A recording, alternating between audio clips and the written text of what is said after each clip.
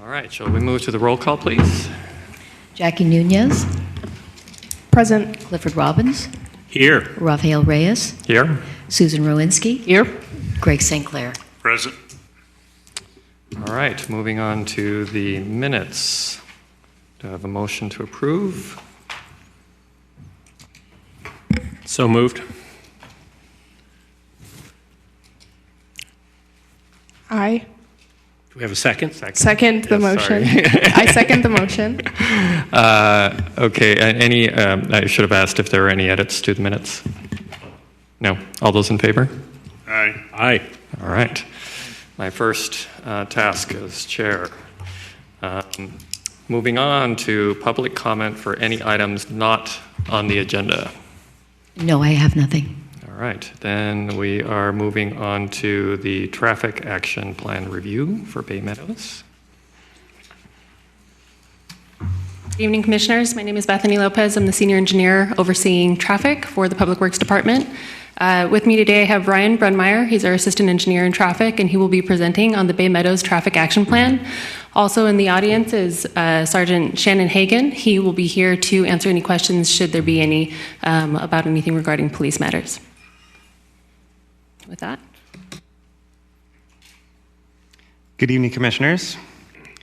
All right, let's get started. So, the Traffic Action Plan process was developed to give residents an opportunity to work with the city to identify key transportation issues, evaluate potential solutions, and develop a list of recommendations. The process started in 2016 when Public Works staff held a series of 10 public forums, which resulted in the drafting of a TAP for 12 neighborhoods. Bay Meadows is now the 13th neighborhood to work with the city to develop a TAP. The Traffic Action Plan development process begins with a community meeting to discuss traffic issues in their neighborhood. City staff then meets with a steering committee comprised of neighborhood volunteers and asks them to develop a list of their top 10 traffic concerns. Recommendations are developed, and the city drafts a traffic action plan, which is shared with the community and posted online for comment. And after tonight's review, the TAP will be finalized based on direction from the commission and posted on the city's website. The city understands that the top 10 concerns specified by the neighborhood are not the only issues that are occurring in the neighborhood, and the Public Works will continue to have ongoing communication with Bay Meadows so that we can work together to address changing traffic conditions. So during the outreach process, the first group of traffic action plans in the other neighborhoods, Public Works was able to identify common areas of traffic concern that were consistent from meeting to meeting. The top 10 priorities that were identified by Bay Meadows can be categorized into 3 of those common areas of concern, and those are speeding, roadway conduct, and unique neighborhood concerns. And those unique neighborhood concerns are issues that are related to the unique characteristics of the neighborhood, such as the surrounding land use and the roadway geometry. And given that Bay Meadows was planned to be a transit-oriented development, many of the unique concerns are focused on bicycle and pedestrian and transit issues. So in the next portion of the presentation, we're going to cover each of the top 10 priorities and the associated recommendations. We recognize that the TAP process took a little bit longer with Bay Meadows due to the fact that we had additional meetings with the steering committee to refine their concerns and make revisions to the TAP. So there has already been some progress made on some of the recommendations that you're going to see here.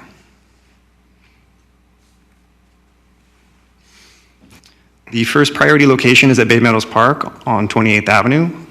And on-street parking is generally occupied in front of the park during soccer season. When parking is scarce, vehicles tend to double park and make U-turns on East 28th Avenue during the passenger drop-off. And these conditions create a safety concern for pedestrians crossing at East 28th Avenue.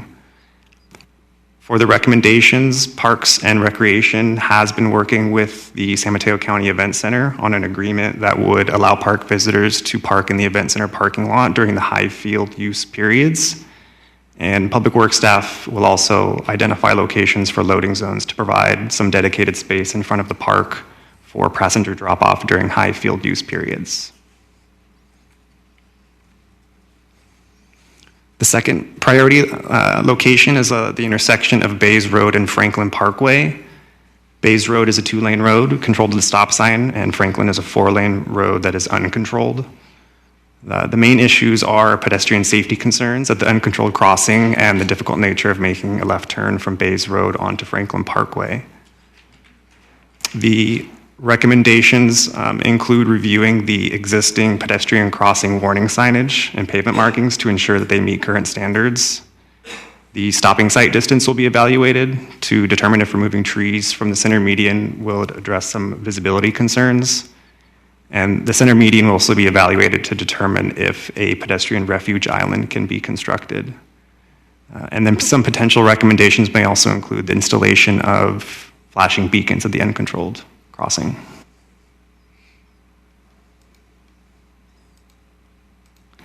The third location here on Franklin Parkway, this is approximately 300 feet from the previous location that we just discussed. This is on Franklin Parkway at a mid-block location where some pedestrian paths all meet at the same spot across the street from each other. You can kind of see that here in this area that I'm highlighting with the laser pointer. The request from the neighborhood was to install a crosswalk here to address pedestrian safety.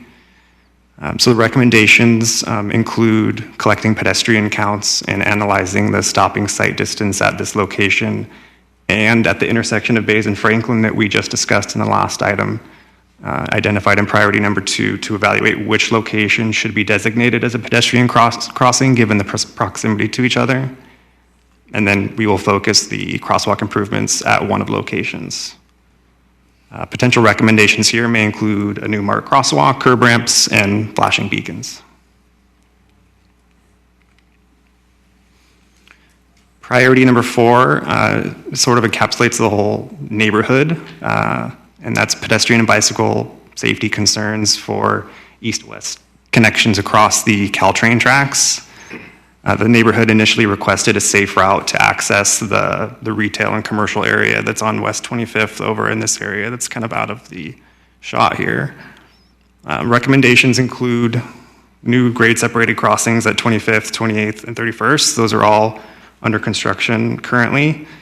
There is an existing Class 1 shared use path on the north side of 28th Avenue that will continue under the grade crossing and link to El Camino when that is complete.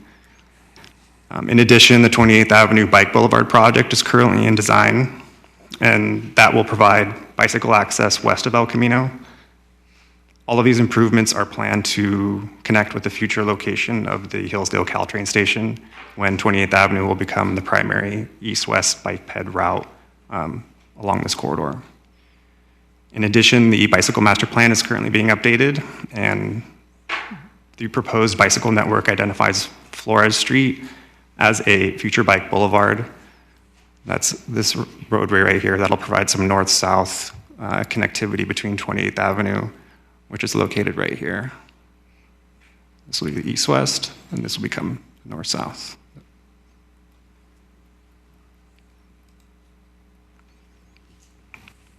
Priority number 5, the concern was preventing the commuter shuttle buses from utilizing neighborhood streets and establishing bus stops at unsafe locations.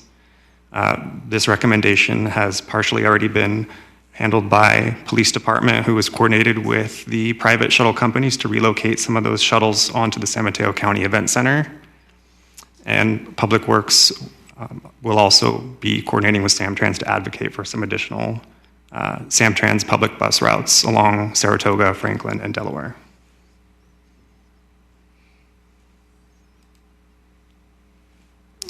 Priority number 6 is on Franklin Parkway. The issue here was speeding, and the community asked us if we could reduce the speed limit. The speed limit is currently designated as 35 miles per hour. In order to reduce the speed limit, a speed survey is required. So we are recommending to conduct a speed survey after the completion of the grade separation at 31st Avenue.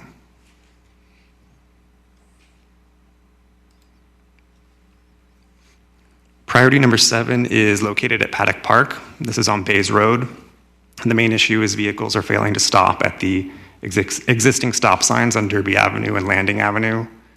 And our recommendation is to have the police department work with their volunteer traffic safety corps to determine when targeted police enforcement is required.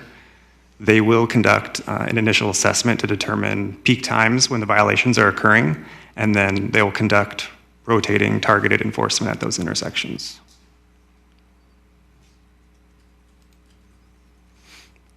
Priority number 8 is the intersection of Bays Road and 28th Avenue.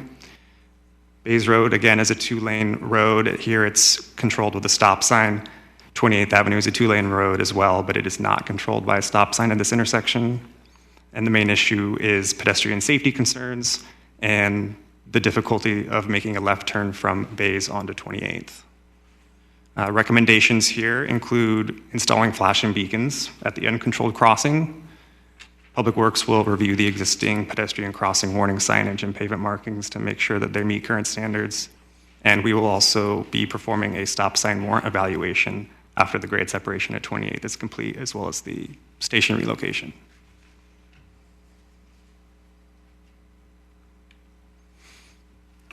So priority location number 9, Saratoga Drive. The neighborhood asked us to review the traffic signal timing at Yates Way and Park Place to provide adequate time for pedestrians to cross the street during the pedestrian walk phase, and also enough time for bicycles to make left turns when they're getting a green arrow. So recommendations include reviewing the existing timing to ensure that adequate crossing time is provided for pedestrians.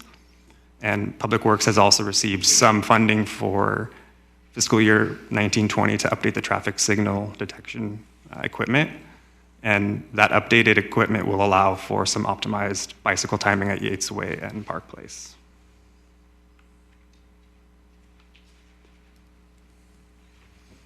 Priority number 10 is the Hillsdale Caltrain station. The neighborhood asked us to examine some alternatives to the planned closure of the station, which is going to be closed for 6 months, starting in December and going through June of 2020, while the station's relocated to 28th Street.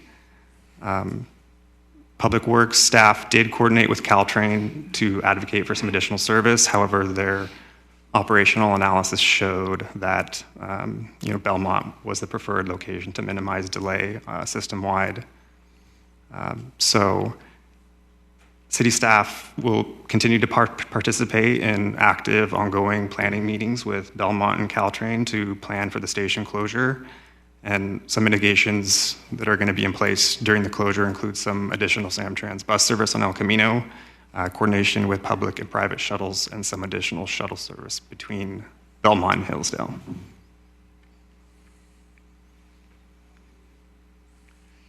So out of all the recommendations that were provided, there are some items that Public Works is ready to implement in the next few months as soon as the TAP is finalized. Public Works will finalize locations with Parks and Rec for a new loading zone at Bay Meadows Park. Public Works has staff on hand to begin reviewing and updating the pedestrian crossing signage and pavement markings at the crosswalks, and flashing beacons were recently ordered to ensure additional stock was available for immediate implementation at 28th and Bays. Public Works will also collect some pedestrian counts at locations on Franklin at the locations of the potential crosswalk improvements. So our recommendation is for the Commission to review and comment on the traffic action plan for Bay Meadows neighborhood and provide any comments. We'll take that feedback and finalize the TAP report. Thank you for your time. Okay, open it up to Commissioner questions. Thanks, Ryan. This, first of all, is a really great body of work, super comprehensive, and you can kind of see how you're responding to the specific concerns from the steering committee. I'm curious as to, were there any concerns related to rideshare loading zones? I know that this is a neighborhood that has a lot of ride shares, and I'm wondering if, one of the short-term actions is a loading zone for the Bay Meadows Park, but if there are any considerations to expand that to other areas as well for loading zones. Sorry, just for clarification, is this other loading zones within the neighborhood? Correct. At this time, no. That wasn't one of the top 10 concerns that was brought to our attention. So it's something that we can consider, but I don't think that it's under consideration with the TAP report right now. Right. And were these priority kind of list of priorities, these were developed, a couple years ago, right? Has there, or can you I can provide clarify some when? clarification Yeah, on that. thanks. Yeah, so we had the steering committee, we had the traffic forum meetings in 2016. That was a large citywide effort. However, when the Bay Meadows neighborhood approached us more recently, we decided to sort of start that process over again, so that way we could gather more updated information. The original list of concerns wasn't very comprehensive, and at the time that was developed, the Bay Meadows neighborhood wasn't as occupied as it is now, and so we felt that there was a need to restart that process. And so we held a new community meeting, I believe that was last year sometime in 2018, and held that at the police department and invited the neighborhood out during that time. Okay, got it. Thank you.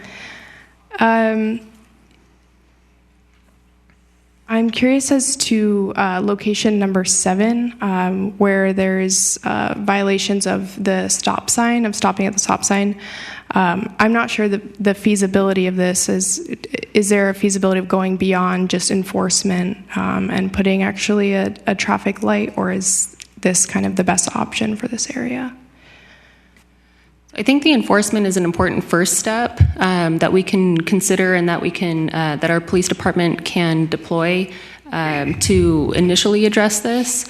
In order to consider something like a traffic signal, we would look at a number of other factors, including volumes, the proximity to schools, things along those lines, and that's something that we can look into. And I think that might be a secondary step following the enforcement from police, and per their recommendation, should the enforcement not be providing the results that we're looking for.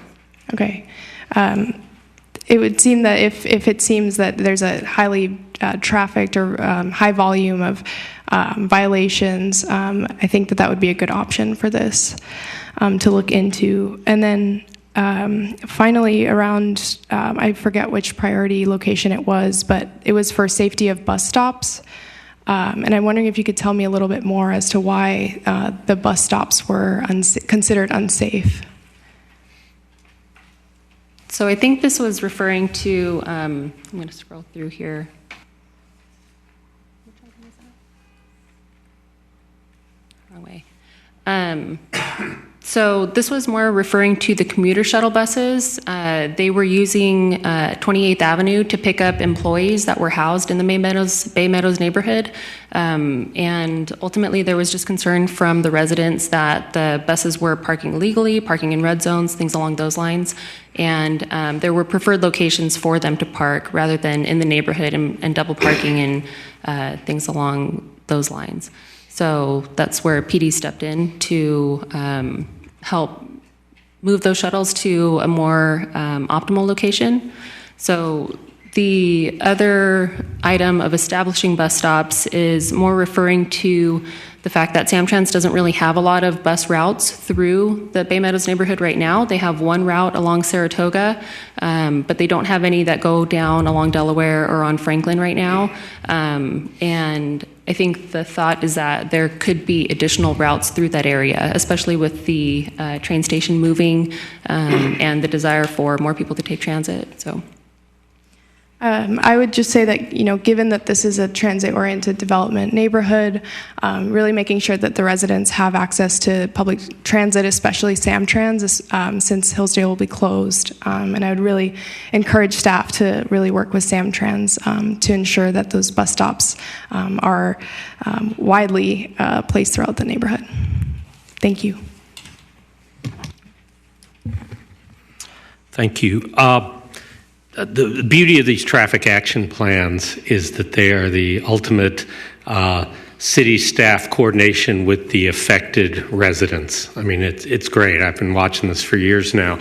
And there's always a back and forth and a certain amount of education.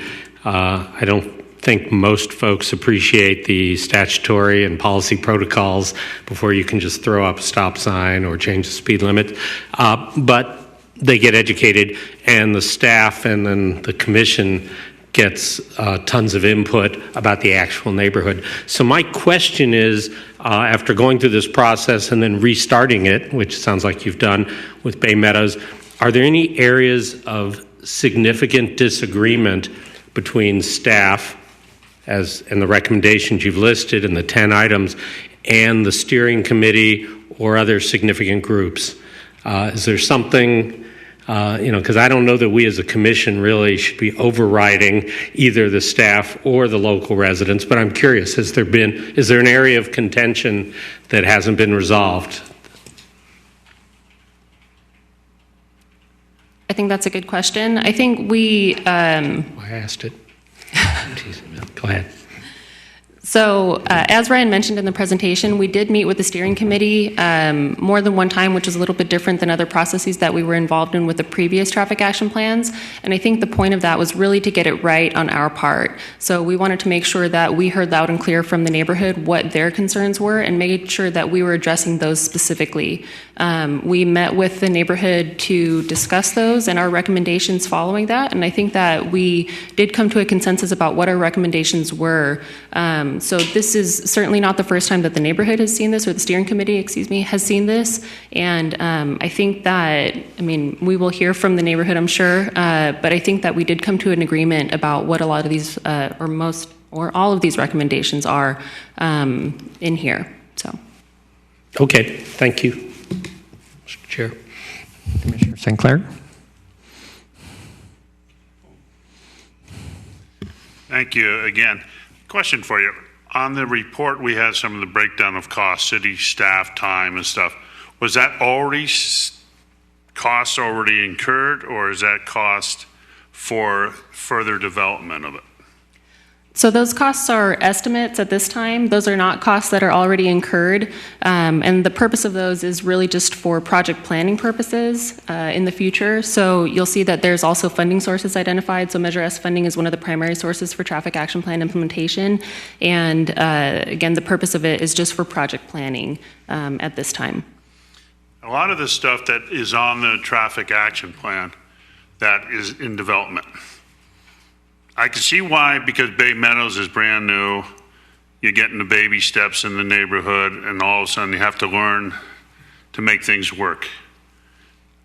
Are we doing the same benefit for other neighborhoods around the city as we are doing for this neighborhood currently, and spending the same amount of time, energy, and cost developing stuff for older neighborhoods versus this new neighborhood? I would say we are. We already have those traffic action plans developed, and those are documents that we reference quite frequently when we talk about new programs or new projects that we're implementing. So depending on the funding source that we have available, we will look to these plans and the input that the neighborhood has provided us to define what those projects are.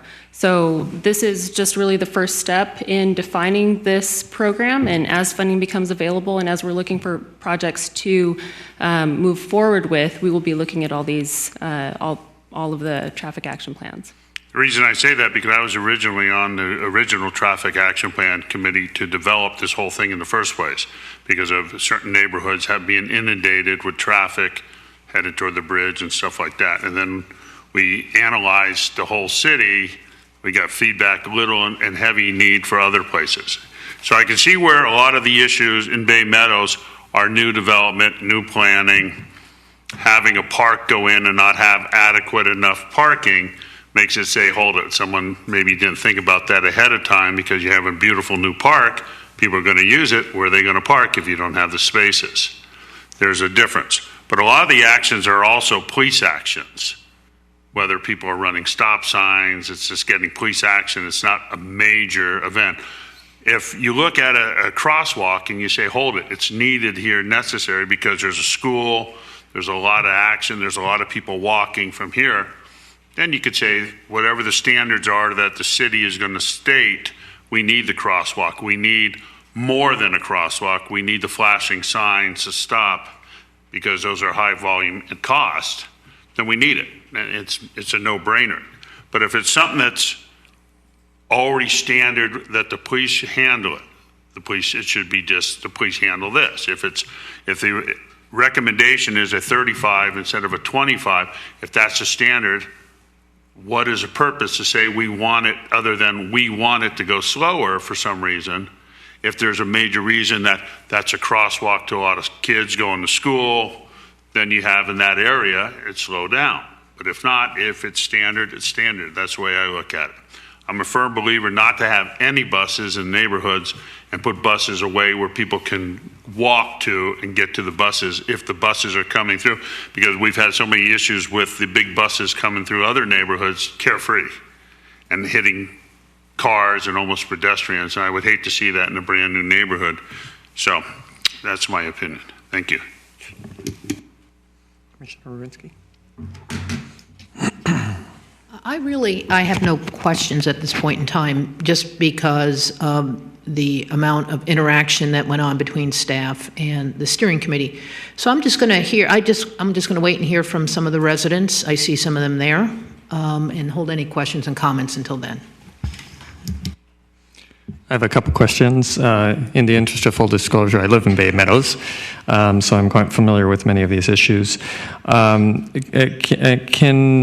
we get a little more information on the timeframes around which staff are envisioning measures being implemented, particularly the traffic calming measures or stop signs and those sort of things? And I'm particularly referencing those areas where there are safety concerns.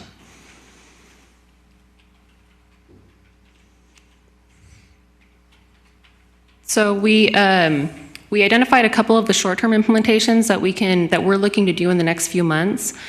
So these items here that you have in front of you are those items. We are looking to address these as quickly as possible. There's a couple other items that will require some additional studies, and we are looking to collect the data for those studies as soon as possible so we can get those studies underway. But there were a few of them that we made recommendations for timeframes for, such as Franklin, looking at the speed limits on Franklin, we included the recommendation to do that following the opening of 31st Avenue. And I believe the same thing for 28th and Bays. We would look at a stop sign there following the opening of 28th Avenue and also the opening of the new Caltrain station. And so with regards to Franklin, and I apologize, I think I'm a little bit confused, but I thought I understood that after the opening, then there would be a study and then there would be possibly some action. So what are we talking about? What's the time frame for that elapsing, all those actions? So just for my clarification, for reviewing the speeds on Franklin? Yes, that's correct. So that one, we agreed with the neighborhood that we would wait until after 31st is open to then conduct a speed survey, which is what's needed to define speed limits and go from there to see what that looks like. And so when is 31st opening? I want to say it's late next year. I don't have a definitive date, but I can get that for you. Okay. Get your date, but it's not in the near future. Right. 2021 was coming to mind, but don't quote me on that. We'll get your date. So the reason I'm raising this is that it's a safety concern now. I would hate to wait 2 years and potentially have somebody, kid run over there. There are several places where there's, especially the neighborhood connectors there. I'm sure there are people crossing that area where there's no crosswalk now. And so are there opportunities to take some actions there that would address the safety concerns in advance of waiting that entire period? So we are looking at the possibility of installing the flashing beacons here, and that might be something that we can do sooner than later at the Franklin and Bays location. There is a concern, and that's part of the reason why we wanted to do some additional studies. There's a concern about the roadway, the curve in the roadway that's approaching that crosswalk, and so if we do install something there, we want to make sure that it's visible to drivers and visible to motorists that are traveling westbound on Franklin. Just through the chair, I just checked. Caltrain website, early 2021. Right. For completion. So it's quite a ways out. Yeah. So like I was mentioning, we can look into installing those flashing beacons sooner than later. But as this number 2 and number 3 items indicate, there is a desire to install some additional protection or some safety measures for pedestrians in this area. However, we do want to make sure that we're doing our due diligence to see where the desire is for pedestrians to cross, and make that location as visible and as safe as possible. And have staff considered other measures such as, your speed is those lighted speed? I don't know what they're called, but you know what I'm talking about. As we call them, speed feedback signs. We haven't considered that at this time, and usually when we do install those are based on those speed surveys to determine what the speed is and to see if it meets one of our traffic calming threshold speed limits. And so until we take that speed survey, we won't have that information. But, and I guess where I'm headed is that people are likely exceeding the speed limit on Franklin. So even the feedback about exceeding the speed limit, could be helpful. So that would be an independent action. You might then subsequently still bring down the speed limit after a study, but it's something like that could something like that be considered? I think we can work with our police department. So they have portable radar trailers that they can deploy at various locations. So that might be something that they can look into as a more short-term measure while we sort of go through this process. Okay. We should probably open it up to public comment. And just one thing I want to emphasize is that this is sort of a snapshot in time, right? We obviously will be continuing to work with the neighborhood. Some of this will be iterative, where something goes in place. For example, police enforcement, maybe it doesn't have quite the response that we'd like, and then we'll be out there, communicating with the neighborhood and evaluating other options too. So I don't want anybody to have the sense that we're, approving something that is then set in stone. Okay, I have Wendy Malaboho. Hi, I'm Wendy. I am a resident at Victory, which is right on Franklin in Bay Meadows. And I actually sent in a video clip of an accident that a camera at my home captured back in, I think it was like January or something. So it was rainy.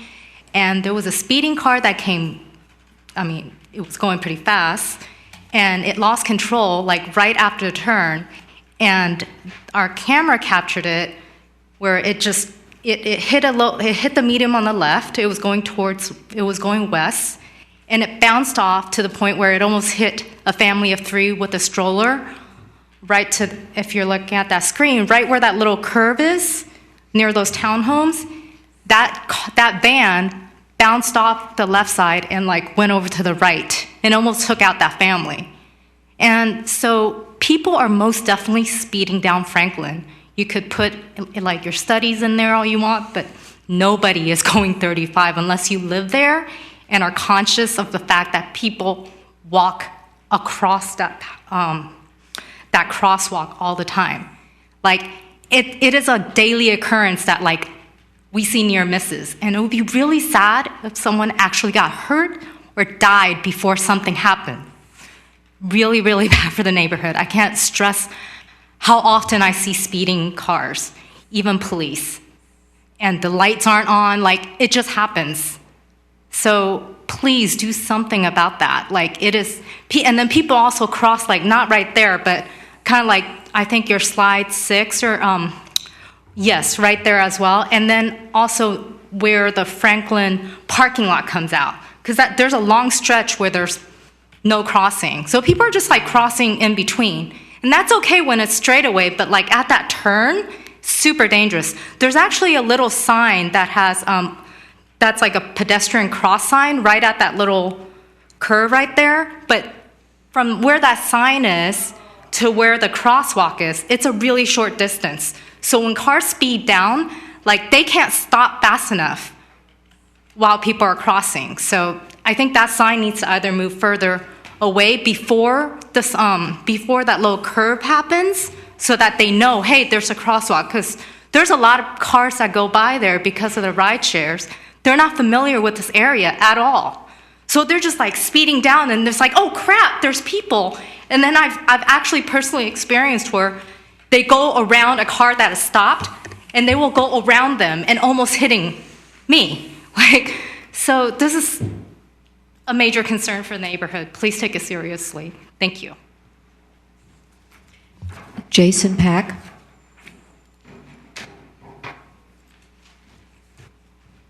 Good evening, Commissioners. I do want to thank you all for the opportunity to speak, and also want to give credit to the tremendous amount of work that the steering committee, as well as the BNMA President Kelly, who will be speaking in a few minutes, as well as the city staff to develop the TAP. I do want to reflect the concerns that my neighbor has brought up. I am also tremendously concerned about the safety on Franklin Parkway. I reside in Bay Meadows as well. I live in Meadow Walk, which is on the northern part of Franklin Parkway, and I have observed personally on numerous occasions near misses, families with strollers where the drivers completely ignore them until the last minute, until somebody has to make direct eye contact with these drivers going down the street in order for them to screech to a stop. I am just very concerned that it's going to be a major accident that occurs there that will lead to loss of life or severe injury. Just today, me returning from the Caltrain station, I made eye contact with 3 drivers driving down Franklin Parkway. They completely ignored me, went right on the way, did not stop. And only afterwards, and this is a lesson that I've learned, just don't cross the street until all the cars are cleared off. Not a car that's dozens of feet away, I just won't stop. They just won't stop, and you just have to stop and just wait until crossing the street until it's safer. And for me and my family, we just simply don't want to cross the street there. We will do everything that we can not to cross the street. I do want to bring up one other point that I'm not sure if the city staff brought this up, or maybe I came in late for this, is that I think this right up on the screen, priority number 3, the neighborhood connector is actually the primary route for a lot of families to take their school kids to George Hall Elementary School. Bay Meadows is zoned for George Hall, and I have a 2-year-old son, but I've seen a number of other young families with kids where their parents are escorting their kids across the street in the mornings to get to school. I'm not sure about on the way back because I'm at work. And I do see that they're doing so. They're crossing the street, they're jaywalking, but it is a prime location for getting their kids to and from the elementary school. I did see in the TAP that there was some sense that they only wanted to put up flashing signs or flashing crosswalks only at Bays and Franklin, or at this crosswalk. I just simply don't agree with that. I think that parents will continue to want to try to put their kids across the street right there. At the very least, a crosswalk needs to be developed there, and then perhaps even escorts during school hours to safely put those kids across the street. I know that I will probably be doing that since my kid is zoned for George Hall to try to create a safe way for them. It would be better for commissioners to come up with something to create a safe way for them to cross the street. I do want to emphasize here that I agree with the chair. I would really like for at least something to be developed within the next, very shortly, rather than waiting for a couple of years. Once it opens up, it's just going to create an enormous amount of traffic to get to Hillsdale Mall, and also also to access to El Camino Real. Thank you. Mr. Martin.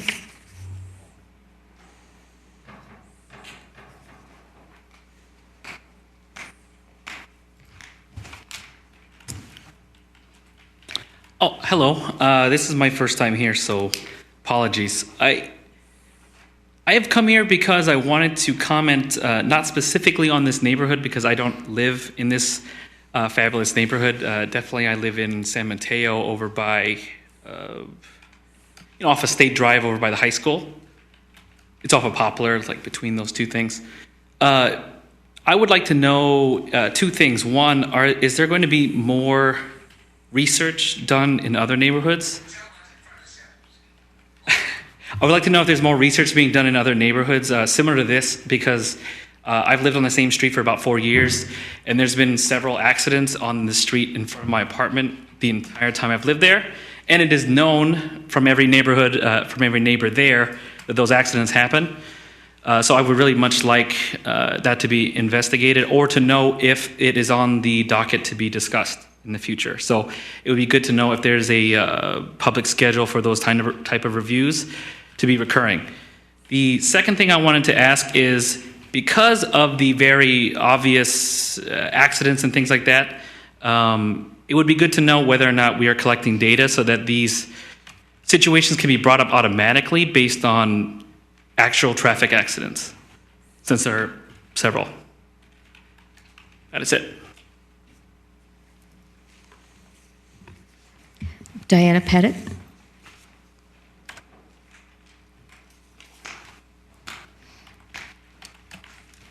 I would like to thank the Planning Commission and staff for this meeting. It's very nice and refreshing to see that we have a meeting in the beginning of a neighborhood. First of all, I would like to say that the ABAG, when they set standards on how many community development there was supposed to be so that we could take care of the new businesses and the people who are coming to live in San Mateo, I don't think their numbers were reflecting the traffic problems or the safety for our families. Secondly, I'd like to say thank you to Greg St. Clair for all of your questions and things that you gave to staff. I am the TAP person for North Central, and to that man's answer, we are having a meeting, I believe on Thursday at Hamsme about the traffic situation. I also work at BevMo, which is at 342 East Hillsdale Boulevard, and I'm very familiar with the George Hall families. And I've said this many times. I said this at the last meeting that we had regarding neighborhoods being targeted because of transportation for development. Families who have children going to public school, like George Hall, like Fiesta Gardens, 19th Avenue. Those families are literally, because of the traffic situation between El Camino and 101 and 92, they are getting, and you could tell by the bricks that we're putting around the areas where there's a lot of traffic, they're getting corralled, if you may call it, into their neighborhoods, quote unquote, family areas. So when they have to take them out of that area, it's dangerous. They can't even ride a bike down Saratoga. I agree that we need bus service for all those people going to Silicon Valley, to Facebook, to Google, and so forth. And the use of the fairgrounds was a good idea. But I watched those buses coming down, up and down, and also it affects the traffic on 92 and 101 and 31st and Hillsdale. And for future value, when the shopping center is going to be finished, those people are going to use that neighborhood to get out of there and onto going to Foster City. So I really thank you for bringing this issue up before 2021 comes.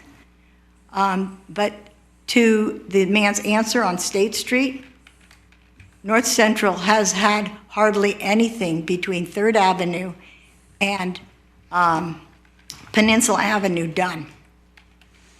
I can't even still get out of my condo on 3rd and South Fremont. Thank you very much for your time, folks. Thank you. Do we have any other speakers? No, that's all I have.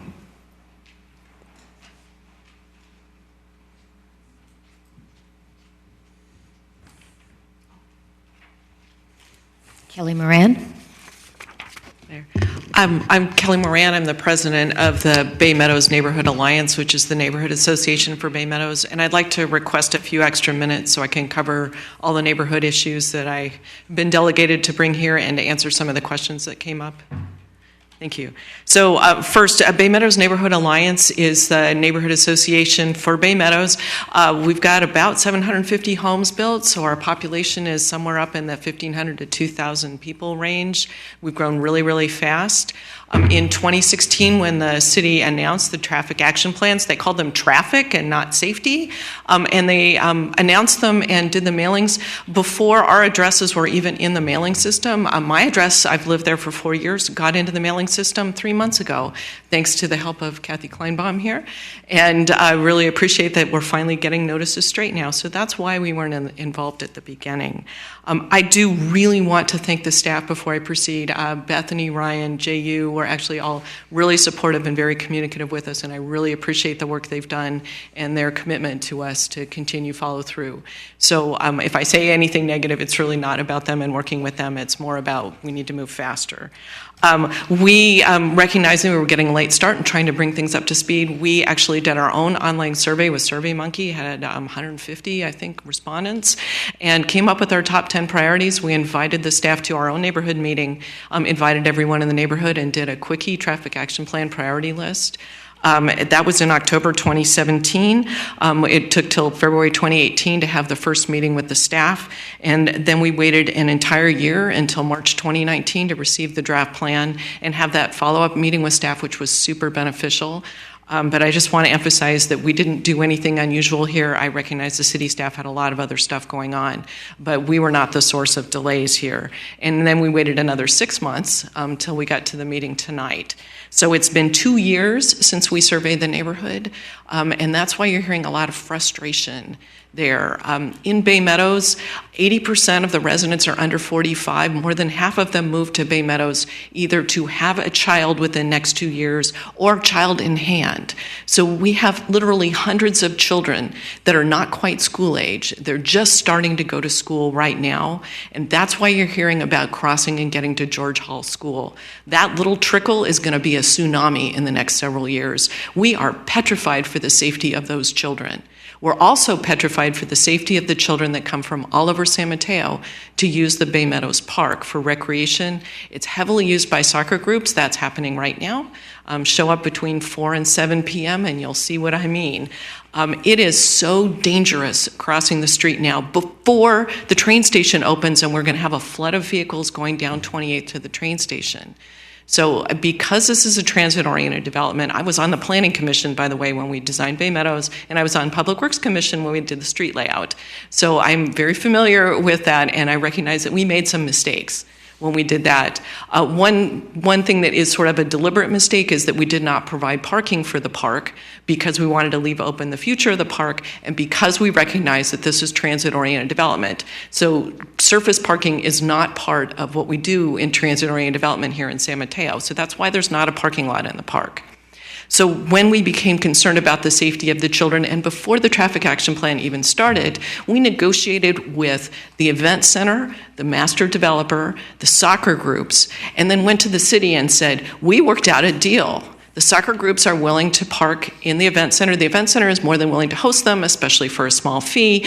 The master developer is willing to put in a gate between the park and the Bay Meadows, between the parking and Bay Meadows Park, and then everyone will be so much safer. And all those close calls that we see every day, emails on the email list, all that scary stuff would be over. We have been waiting 2 years for that deal to be implemented, and it's still not done. We also requested that because this park's in a TOD area, that it have a requirement that for large groups using it, that they have a carpool program to try to limit traffic because of it being a TOD. And all of this has been accepted, but none of it has happened, and we just don't know why. So it's actually super frustrating. And I really appreciate that the public works staff are not in charge of this because it's been delegated to Parks and Rec, but that they at least put it in here. And I wanted to tell you the story because if there is any recommendation or action you can take to move this deal that's already been negotiated along, we'd really appreciate it.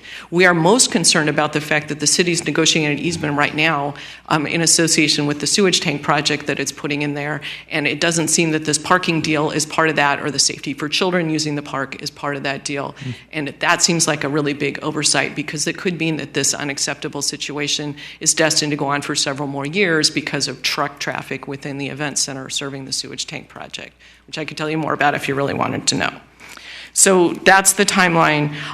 There are a number of things. The reason you don't see more people here is that we're at a pretty low place in terms of trust in government right now in Bay Meadows. Not only have there been some design mistakes and some other missteps, the parks one is a really big one. Part of why we're here with the traffic action plan is that there were some errors involved with the permitting of the Franklin Templeton development that caused the promised bike connection paths to not be installed. So we have a connector path that will probably cause bikes to be running right in front of residences on a different connection because of mistakes that were made by the staff. And there's like 4 interconnected mistakes around entitlements and easement requirements and permit approval and so forth. So there's that, and then Caltrain, which of course the city doesn't control, is proposing to close the transit that our transit-oriented development was built around for 6 months. And you think the traffic is bad now. When that starts, it's going to be an absolute nightmare, because we're talking about more than 1,000 additional cars on the street at rush hour every day. So that's just going to be a mess, and I want to make sure that everyone knows publicly that's not our fault. It says it'll show you what happens when transit-oriented development doesn't work. So back to the safety issues. We're so thrilled that the staff agreed to really focus in on those issues for us. We were thrilled that the police department also moved well ahead of the slow traffic action plan. The deal with the bus was that it was stopping in the intersection right in front of the park. So in that intersection of Bays and 28th Avenue, it was stopping in the middle of the intersection, crossing the crosswalk with the children and their parents going to soccer practice. It was insanely unsafe. So the police department was right on it, and I'm very thrilled and thankful to them. The Franklin 31st, the reason that we're waiting for the speed survey and separating that from the pedestrian safety is actually really important. The staff educated us that right now, if a speed survey is done and if it shows that the average speed is higher than 35, they can't post it any lower. They in fact might have to post it higher. And there is a new state law that has been passed and a process that's unfolding right now that will allow communities, for safety reasons, to lower a speed limit below the average speed on the street. So we're actually hoping that that whole process has unfolded and that the city will have the power to put a safety-appropriate speed limit on Franklin Parkway by the time it gets to the point of doing that survey after the underpass is opened. So we really want to wait for that, because we don't think 35 is an appropriate speed limit. So more than 35 is totally not appropriate, but even 35 is not an appropriate speed limit when you're going through homes and crossing crosswalks that are crossed by tiny children and strollers and all the stuff you see in Bay Meadows all the time.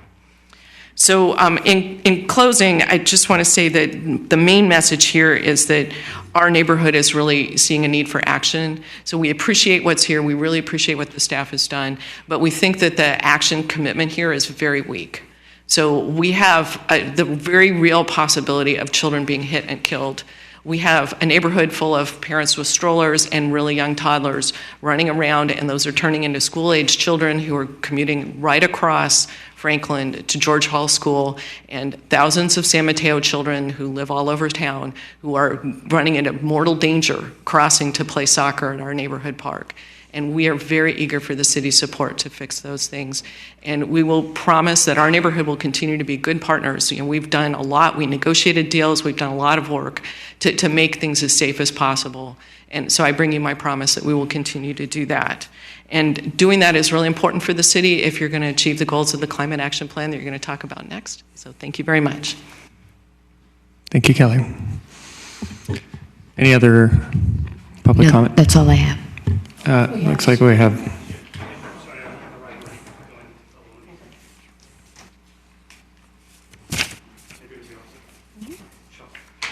My name is Kieran Godgaonkar. I am a resident of Bay Meadows. I moved in, actually I was one of the first 10 to move in, so I've been here for about 6 years. My daughter's just started at George Hall Elementary, first grade. So I did send a note to the mayor last night and to the Planning Commission, and I'll just reiterate basically what Kelly just said. I bought into the vision of Bay Meadows, which was, hey, transit-oriented development, life in motion, walkable community, blah, blah, blah, blah, blah, right? And frankly, since we've moved in, it seems like the transit-oriented only applies to the residents and nobody else in San Mateo, right? I don't see the traffic really coming from Bay Meadows residents right now. I see a lot of through traffic passing through the neighborhood, which is basically only going to get worse when 28th Avenue and 31st Avenue open up to El Camino, as you know. I haven't done my homework on what the traffic impact study was estimated to be when those two roads open up, but it seems like there's a lack of transparency around what that impact is going to be. And that's why the trust level is low, is it seems to be, oh, let's just wait and see, and once it's done, it's done. So that's highly, highly disappointing. And I think that, now moving forward, we have seen the Franklin Parkway intersection. So I actually drive to school to drop my daughter, and then I go to work from there. That's why I don't walk. But if you do try to turn left in the morning from Bays Road onto Franklin, you will be blinded by the sunlight, so you can't see oncoming traffic, which is speeding. And it's been light actually the last 6 weeks, so we actually don't know. So school started on the 13th of August, and as you know, Delaware Road has been, or rather Pacific Avenue has been closed. So the traffic's actually been lighter around that area, and it's just opened up, I think, today or yesterday. So turning left onto Franklin now is pretty dangerous. So you can't see, so there's cars speeding this way. And in between, there are people trying to cross to get through the gate on the Curtis to get to school. So I think, if you had to prioritize a lot of these issues, I'd say that's number one. I don't think a wait and see is frankly appropriate. I don't think we need to wait and see. I think you have an issue with pedestrian crossing right now.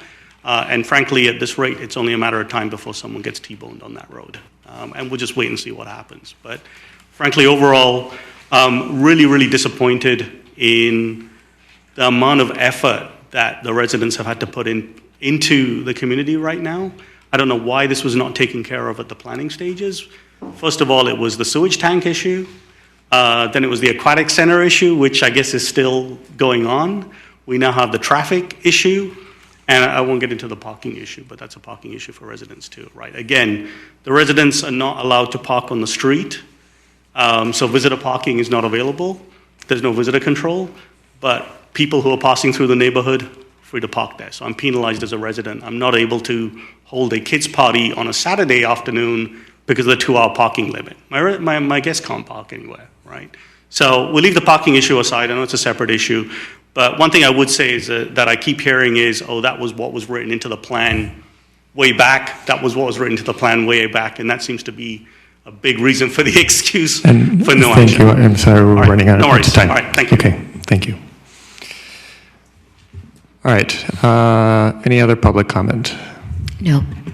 Okay, so with that, we'll bring it back to the commission and comments and direction for staff. Susan, would you like to get us started? I heard Jason and I think Kelly talk about George Hall, and I'm just going to put this on the radar screen. I know it's outside of the NTAP. But if I recollect, and Sergeant Hagan, step in here, that the crosswalk was relocated from the east to the west side, and I understand that the photo equipment has been disconnected. That is that true? Okay, that is okay, and I saw why that was. And, my question is, and by the way, I go up and down Hillsdale because I live in Beardsford. So my question is, if I've got people from Bay Meadows walking across Saratoga to go to George Hall, nope. East Franklin, walking over. Okay, it's Franklin, alrighty. Okay, then I'm going to table that thought. I see Kelly and Jason nodding. Okay, all right. Forget that. I had thought with the disconnection of the photo equipment that could impair crossing. It might impair crossing with the San Mateo Village folks, and we'll bring that up when we listen to the NTAPs. I think we're going to get an update on all the NTAPs the next meeting, either October or November. Okay. All right, then that was really my only thought as I was listening to the residents, was that crosswalk. I hear it's not an issue for these folks, and I'll probably bring it up when we, particularly for San Mateo Village, on the NTAP, either October, November. Thank you.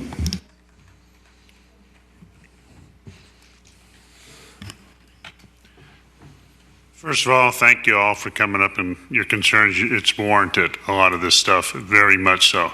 You can see it in your passion, in your feelings, how you're saying it, because you live there, safety for your kids, safety for a new place. We've had planning commissioners, we've had public work commissioners who have issues with stop signs in this city. Certain things, and that they were taking 7 years on streets where people were supposed to be doing 35 and they were doing 50. But it still took 7 years to get it done. So it's good to see we're getting it done quicker. So we have improved.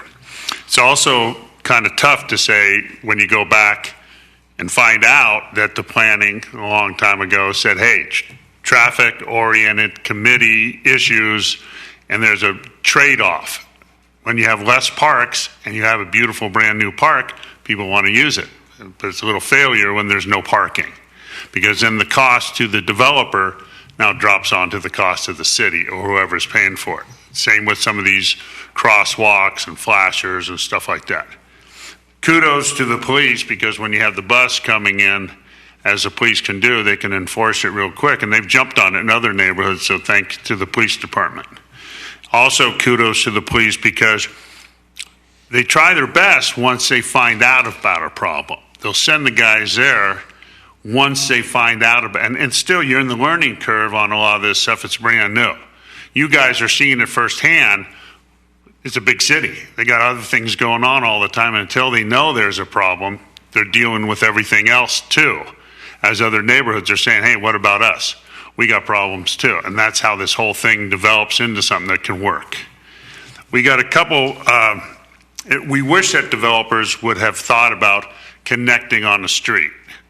Then you could put flashers on, whether it's a street sign like people were saying for the speed, whether it's a flashing sign when people are in the crosswalks ahead of time, even if it's a signal that gets affected when people are turning. Because if you're blinded and it's a safety issue, we got to do something. We can't just say we're in the learning curve and let it go until there's a problem. When you have all these things go about, and even the situation with the train, I was arguing that Caltrain needs to work and get people and dump them off at Hayward Park, not Belmont, because then those people don't have to go as far, and then they have to fight to get over from Belmont onto 101 and onto the Foster City and home. And it's that much longer because we all know it's a traffic nightmare to get over there. So I'm still trying to say we need to fight that kind of issues. So that's really all I got. Thank you. Okay. Commissioner Robbins? Sure. I'd like us all to remember why we're here, which is to focus on the TAP, the Traffic Action Plan. I was involved on Public Works way back when we started focusing on the TAPs. It's a fantastic effort. Big pro is it's direct outreach to the neighborhoods. I think they're 12, maybe more, yeah. And you get problems identified and addressed in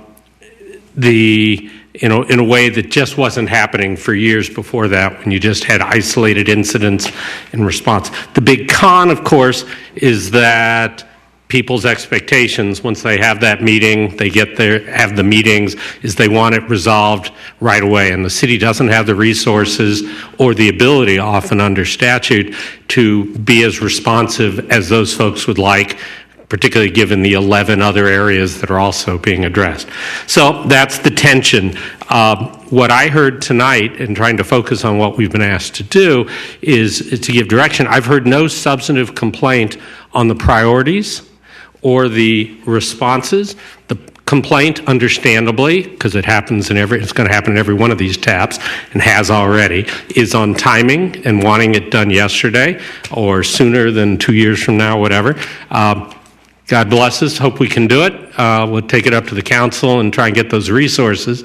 But for purposes of tonight, not hearing any substantive disconnect between the neighborhood writ large and the staff, I think the TAP is great, and go forth. That's my support.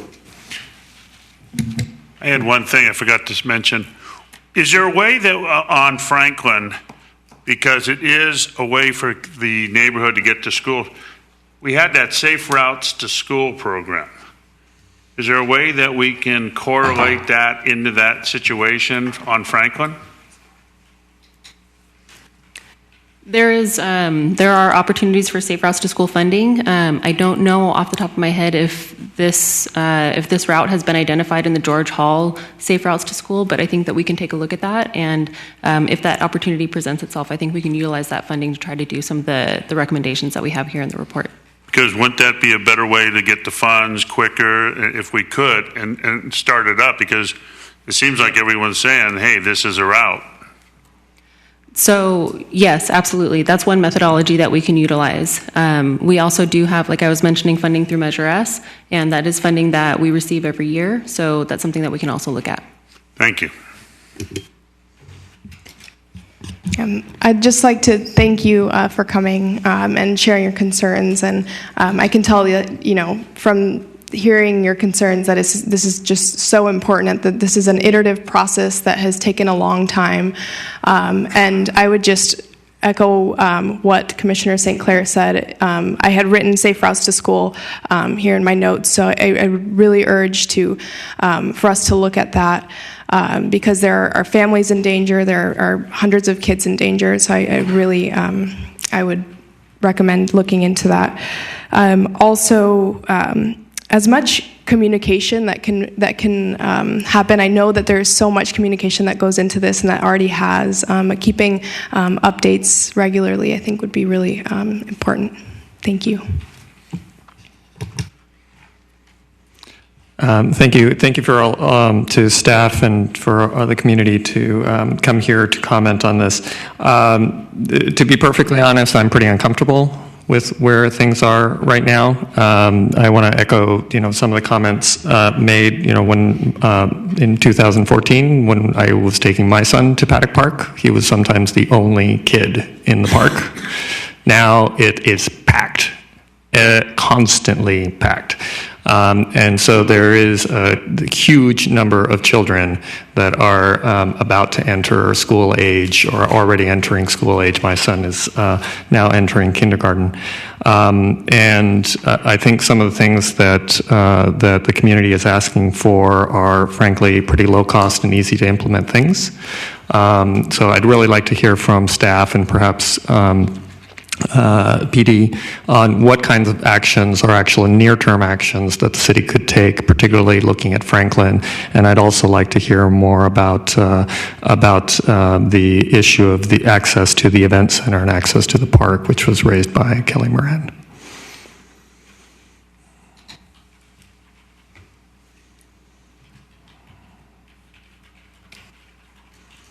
As we had mentioned previously, so I think speeding was an issue that was identified in the report, and Kelly mentioned part of the reasoning why we decided to wait on that. So I think we can work with PD immediately to see about getting some speed trailers out there, given their resources, obviously, and again, moving forward with these traffic counts, pedestrian counts, to identify where the most prevalence is of those crossings.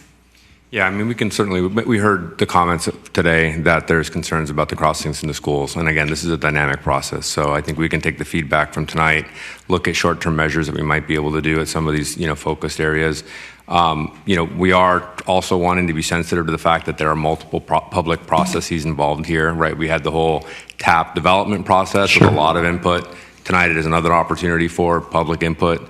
And a lot of effort went into developing the priorities that we have right now in front of us. Sure. So I think we probably need a little bit of time to take the input that we got tonight and reconcile the fact that it has been a long, drawn-out process, but with a lot of input that we need to to balance out. And I think we had 2 rounds of review on just the report itself. So rather than come up with a plan tonight, is to consider what we might be able to do in the short term. And also wanted to mention that we are sensitive to costs and infrastructure, and putting in infrastructure now, knowing counts might go up. It's not that we're deferring the problem necessarily. It is that we want to make sure that whatever solution we put in is cost effective and actually solves the problem that will start in 2021. And don't want to be back here, again, spending additional infrastructure dollars if we don't have to. So we're trying to be efficient, and we'll see if we can't find a balance for all of that. And just to make sure that I'm clear, it seems like we did an enforcement action at Bay Meadows Park around the buses, and that was very successful. We're talking about an enforcement action at Paddock Park, which probably will be very helpful. It seems to me not that challenging to not only put the speed feedback signs, but do an enforcement action on Franklin itself. Because a lot of, I'm willing to bet, I don't have the data, but I'm willing to bet that a lot of the people that are doing that run regularly as a commute run, right? And so if you do an enforcement action periodically, people are going to get the message that they're going to get caught. And that could help significantly in terms of the current problem while we're waiting to figure out the long-term solutions. Yeah, we can definitely explore options with PD as to what might be done in the short term. Okay. And then can staff comment on the issue that Kelly Moran raised with regards to the access between the event center and the Bay Meadows Park? So on that, I think we have two different parts of the city working independently. Public Works is obviously working on the UFIS project and the access and the agreement with that. How that's impacted negotiations or discussions that Parks and Rec has been working on with respect to parking for the park itself, I don't have an answer off the top of my head as to whether they would be impacted or not, but we can follow up on that and certainly revisit the issue with Parks and Rec and find out where they are in that process. They are too, obviously. The UFIS process is obviously a very large issue going on right now within the city, and it may have sucked up some of the county resources and focus on this other issue of the park parking. And so can we take a look at the tanks plan and perhaps look at that as an opportunity to highlight the need to address this issue or even address that issue there? Not being on that being my counterpart deputy director's area of expertise. I know that is the 23rd sort of series of locations that they've looked at, and that process as well along the way. And my suggestion is not to change that process, but since that process is infrastructure and access project, right? There might be an opportunity to say, oh, and by the way, we've got to enable this thing that has been, a long-standing thing. Yeah, we'll definitely go back and make sure that whatever we can do to not make that project an impediment to the parking part of it. I can't answer it all, unfortunately. Sure, I don't have the course. details of that project. But I'll visit both with the director and our. We'll also bring up the status with Parks and Recreation and see where they're at. Okay. It would be great to get a report back on that. Do you have a sense of a time frame when we can communicate back to the community where that stands? I should be able to follow up pretty quickly. I don't know. I can send an email to the commission. I don't want to commit to a date, not knowing what information I am going to be researching just yet. Sure. But I will make it a priority. Okay. I appreciate that. Yeah. Okay. Any other comments from the commission? I have one comment. We have, the police department has the speed signage stuff that they can put out there, can't they? Great. Is there a way that they could do that on correct timing and correlate with the homeowners association where they see is the worst time that they're seeing because they live there and they're watching it and they're knowing when the kids are out and when they're not? If that would be a recommendation by them to the police force, that it would be great to be able to try this, because I know we have the sign that'll say, hey, you're speeding, or here's your speed. Yeah, they work 24/7, so once they're deployed, they're going to work all day and all night. And we gather data from those actions that the speed feedback radar is capturing. So we're able to see with that data when the peak times are, and then we can do some enforcement action based on that data. I think that would be great, because it seems like a lot of the issues here are traffic, speed running, signage, that kind of stuff that the police force can take the bull by the horn and work with them. Yes. Thank you very much. Sure. Thank you. All right, and I think with that, this item is concluded. We really appreciate everybody and everybody's community's input on this. Thank you.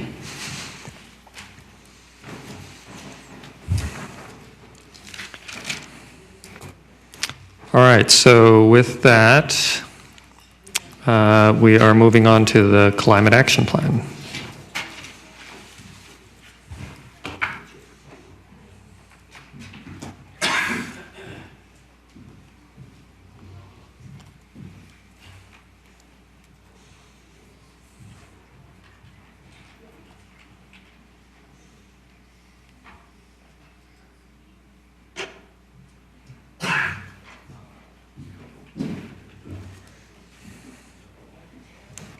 All right, good evening, Commission. My name is Andrea Chow. I'm the Sustainability Analyst with the City of San Mateo.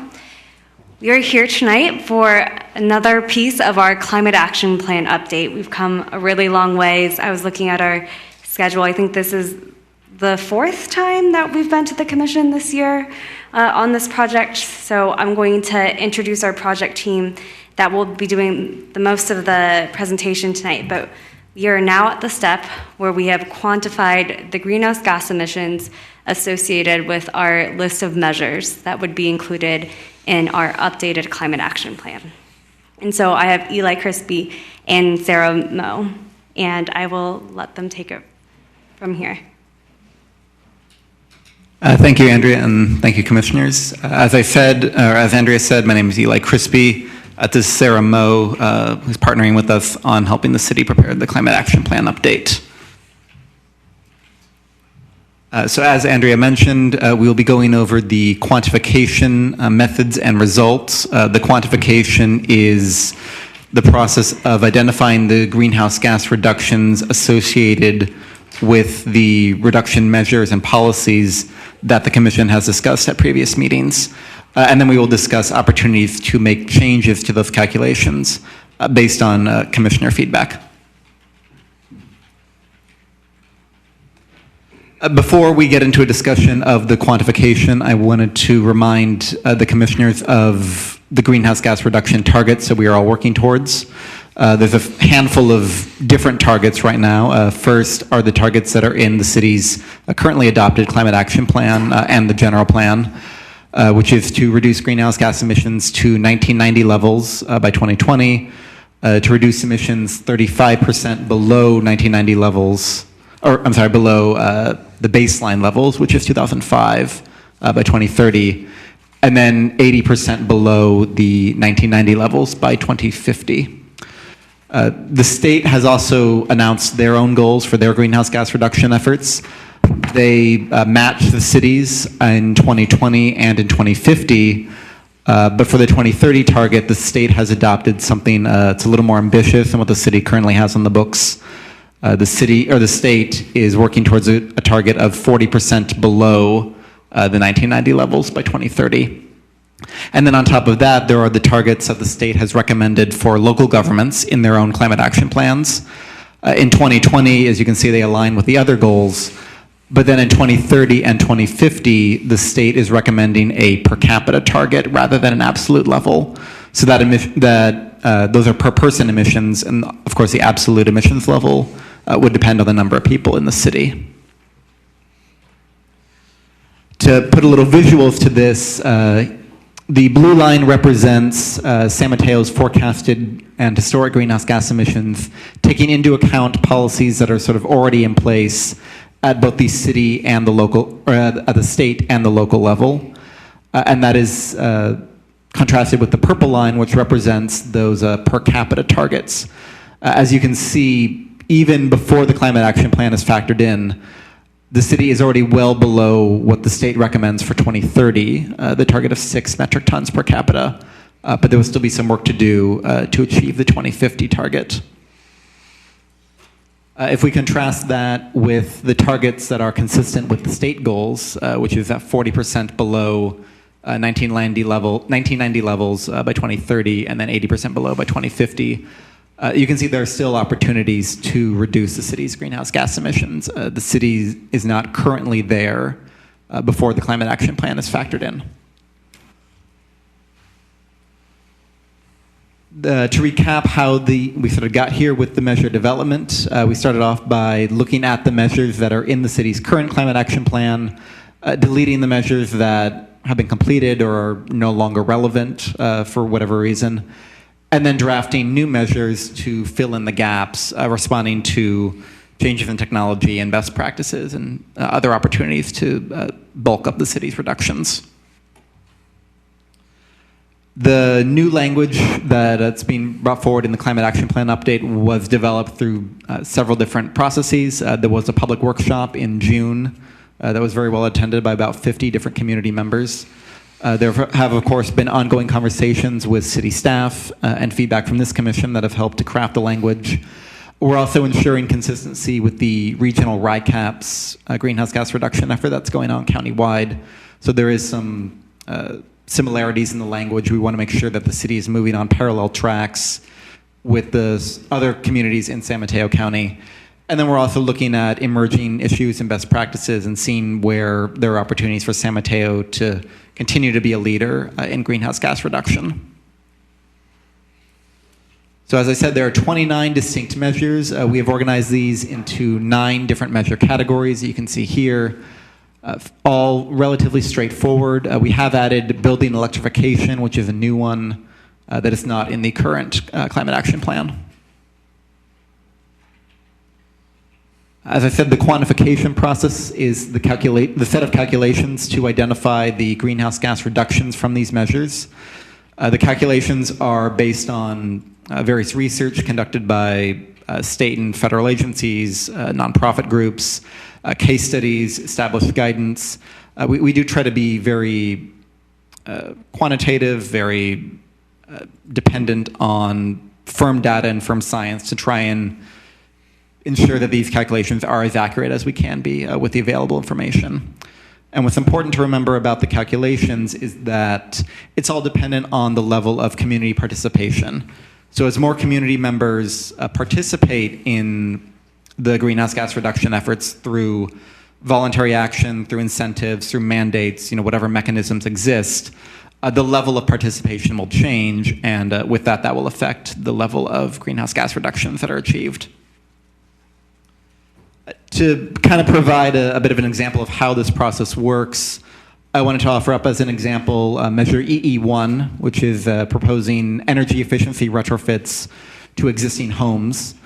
We know from the greenhouse gas inventory how much electricity and how much natural gas the average home in San Mateo, the average existing home, currently uses.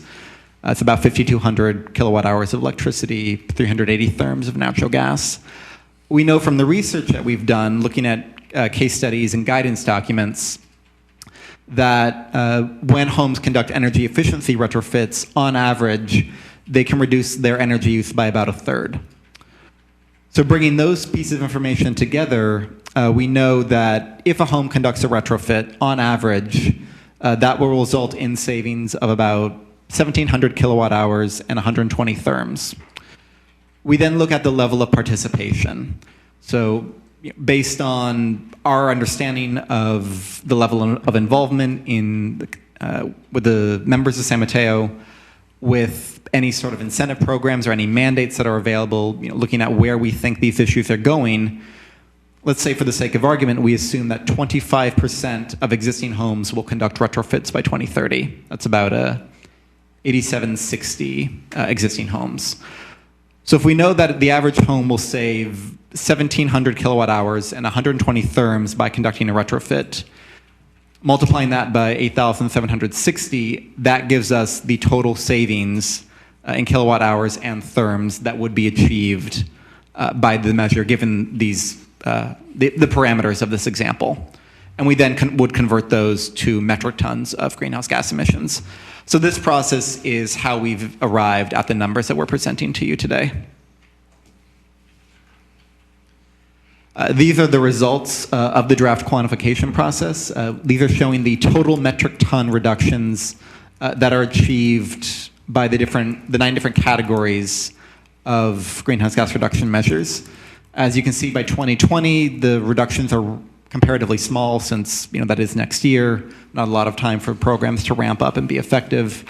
But then by 2030 and 2050, there are substantially greater levels of reductions that are achieved.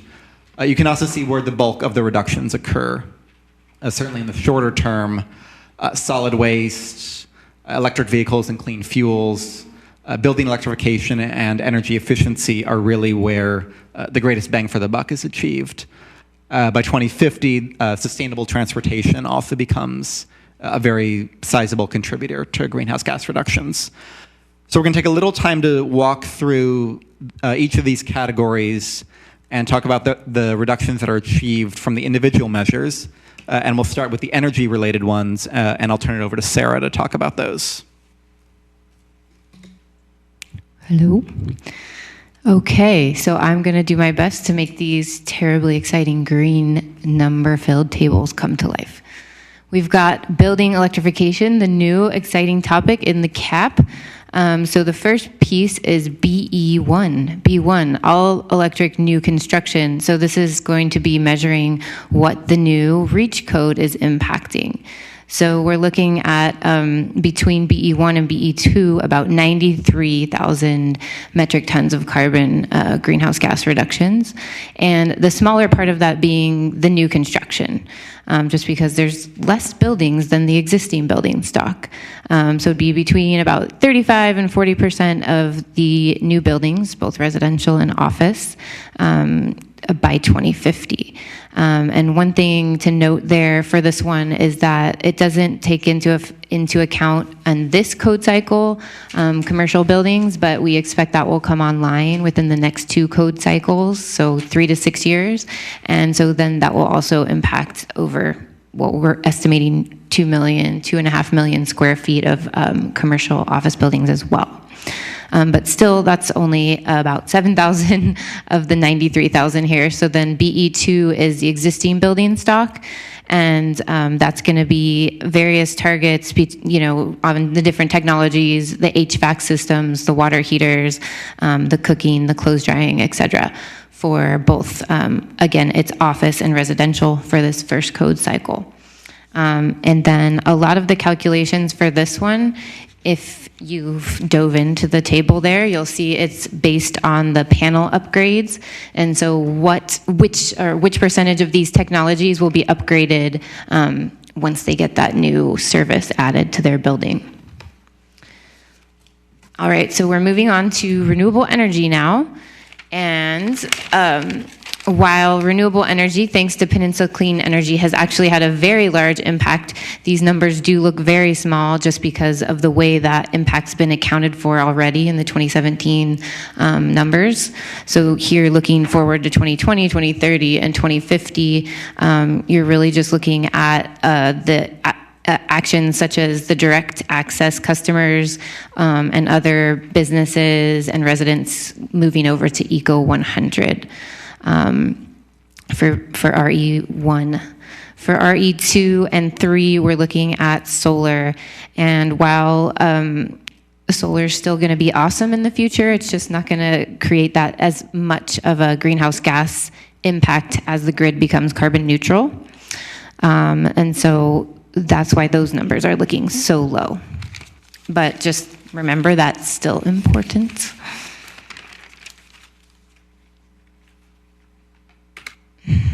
Okay, now on to energy efficiency, which Eli already talked a bit about how these were calculated.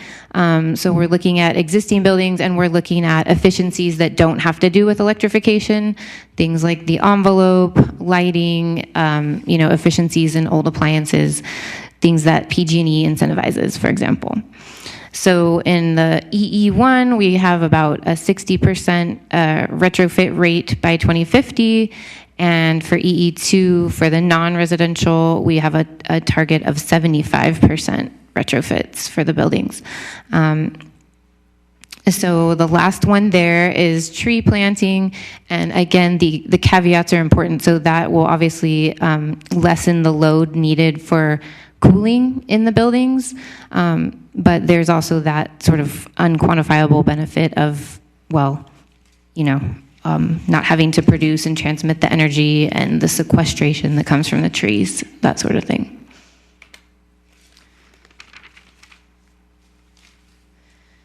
Now we're looking at municipal energy efficiency. So for this, again, the numbers are pretty low, relatively speaking, but it's very important in terms of demonstrating leadership, what the city does. So non-quantifiable benefits are huge. We're not sure on the number there for ME1 in terms of what the plans are for new municipal facilities, for energy efficiency at existing facilities, as well as for building new all-electric municipal facilities for ME2 and 3. We're looking at about 80,000 square feet by 2050 being retrofitted for 2 and being built for ME3 there. Could be a police station or a fire station, we don't know. Then the last one I'm presenting here on energy is for clean fuels. So this one has, like many of the cities I work with, the biggest impacts in terms of greenhouse gas reductions, looking at 100 and almost 5 metric tons. So the first thing to say is, so basically, what are we going to get for these REACH codes and incentives for EVs? Well, we're going to get a lot of EV charging ports. Somewhere, if you look at it across all the building stock, around 30,000, almost 25 to 30,000 chargers, and 20,000 new EVs on the road across both residents and commuters. So that's pretty exciting. That's for CF1, that's the ports. CF2 is looking at education and outreach. And this one's interesting, where the focus here is really beyond just those incentives, and what we're seeing is a very high level of ICE cars converting to electric vehicles. This is focused on electrifying the TNC fleets, so the Lyfts and the Ubers of the world, through education, outreach, and policy, because we know that those TNCs actually increase VMT in the community quite extensively. CF3 is then looking at the fleets for the city, and that is going to be, again, important to just demonstrate leadership and looking about 60% of the fleet being converted by 2050.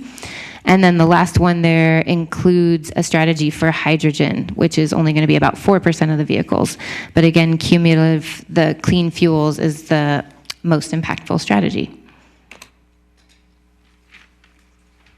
Continuing with the rest of the measures, these are the sustainable transportation ones. So getting, rather than making the cars cleaner, it's getting people out of their cars and into alternative modes of transportation. The larger savings here occur from increases in public transit, both bus and Caltrain, as well as ST6, which would be transportation demand management, aimed predominantly at new jobs that are being located in the city, where the city is able to require a level of trip reductions from those activities.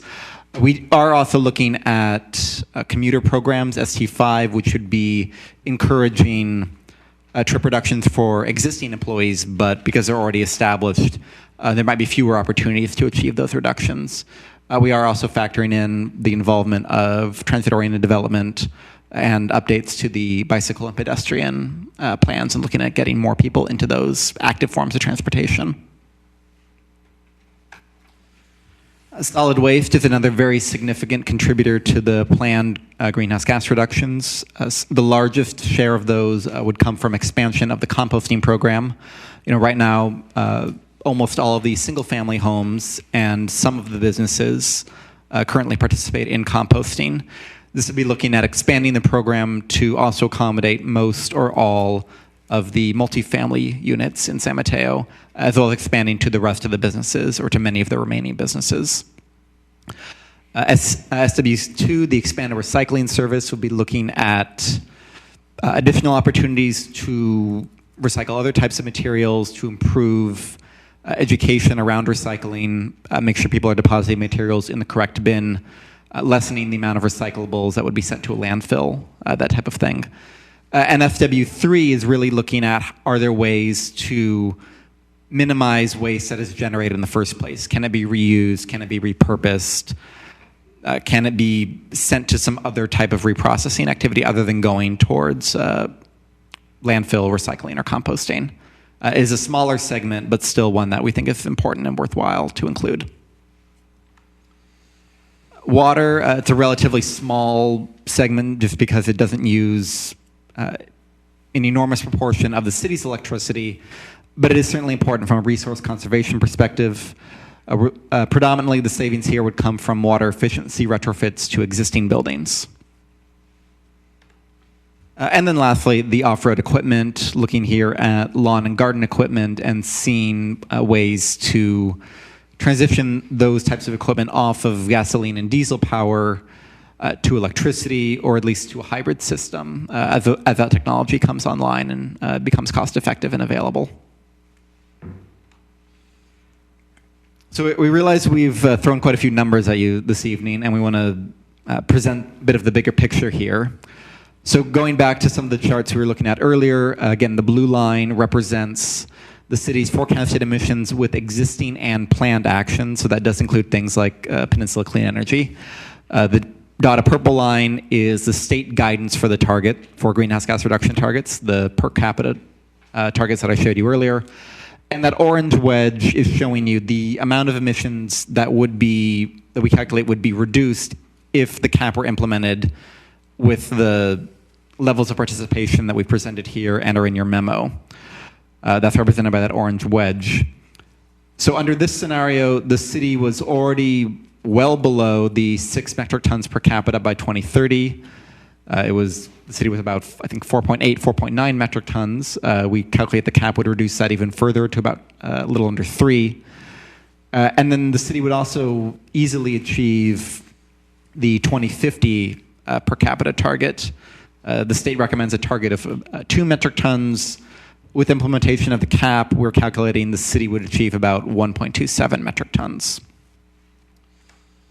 As a comparison, this is the effectiveness of the cap measured against the state's own goals, a fairly ambitious target of 40% below 1990 levels by 2030, 80% below by 2050. As you can see here, the cap would definitely close much of the gap between where we currently forecast the city to be and where those targets would direct the city to be. There are still opportunities to go a little farther to actually achieve those targets, but certainly the majority of the reductions are achieved. And unfortunately, we were unable to show it tonight, but measuring the effectiveness of the Climate Action Plan against the city's currently adopted greenhouse gas reduction targets, those targets sort of sit somewhere between the two that I've shown to you. And with the implementation of the cap, as we've shown here, the city would achieve its currently adopted target for 2030, which is 35% below baseline, and then would still have a little work to go to achieve the 2050 target of 80% below the 1990 levels. So the attachments that are included in the agenda packets show the very specific measure language based on all the process that I discussed earlier. It shows the assumptions that are made that produce these numbers. It shows the performance indicators, the level of participation that is assumed. And we would point out, changes to those performance indicators, to the levels of participation, can result in changes to the emissions.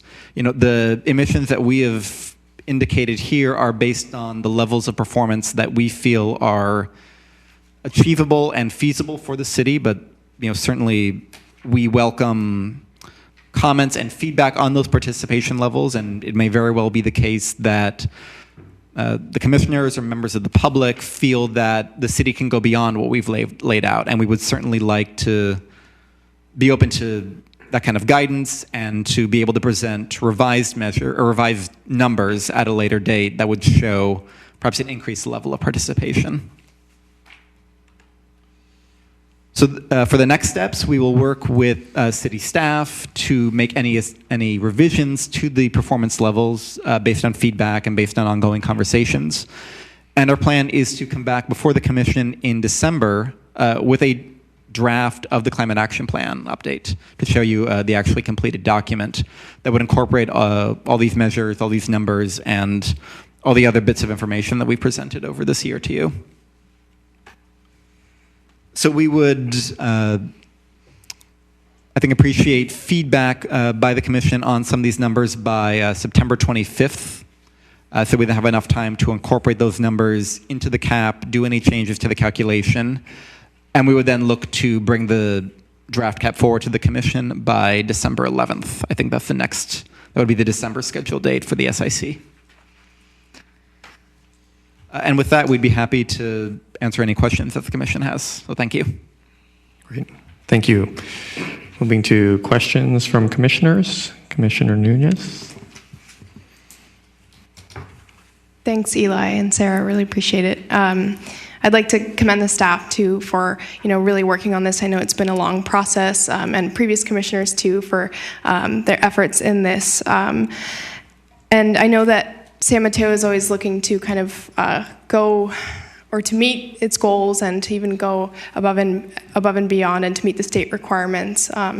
And I'm hoping to see, kind of hear from you as to what you think we can refine and in the assumptions that can really help us meet our 2030 goal or meet the state requirement. Because as I understand currently, we're not on target to meet the state requirement, but we are on target to meet the past cap goal for 2030. Am I correct? Well, the current state guidance for local climate action plans are those per capita targets. Mm-hmm. So the climate action plan update, as we presented it tonight, would achieve the state recommended targets for local governments. The state has adopted their own targets, which are a little more ambitious. That would be the 40% below 1990 levels and then 80% below. The current path that we've laid out does not quite achieve the same targets as the state is laying out for itself. Does that clarify? Yeah. Okay. I would love to see that we meet the 40% that the state has laid out, and I'm wondering if you could kind of speak a little bit more to where you think some of the assumptions can be tightened up, or where some of the measures can be looked into a little bit further to help us meet that goal.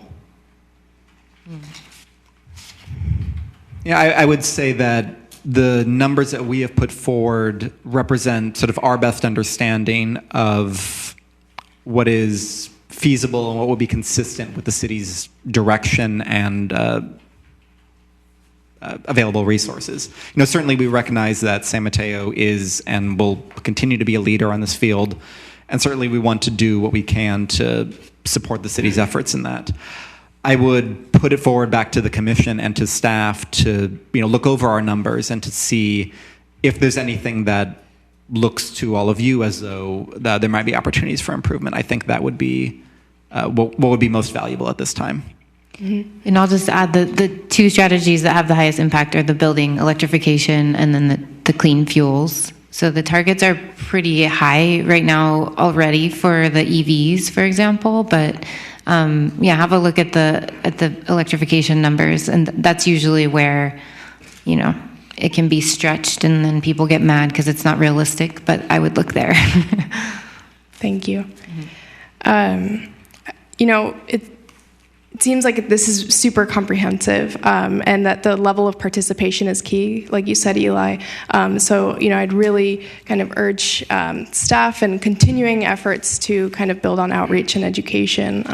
Given that we're hoping or we're assuming that 25% of homes will conduct energy retrofits by 2030. That's a huge percentage of homes. So I think really prioritizing outreach and education around energy retrofits and kind of leveraging some of the existing programs for that, which I know the city is doing. And on Tuesday night, there was a clean energy workshop. So keep up the great work with that.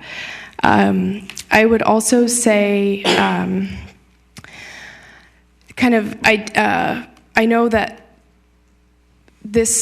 waste is kind of one of the measures that isn't the biggest bang for our buck, right? But I would kind of think, kind of recommend to staff to look through the composting regulations that are coming from the state around organics, and looking at food recovery as well, as a means to, really, there is a large opportunity to meet our greenhouse gas emissions reductions with food recovery, and in addition to addressing issues like hunger in the community.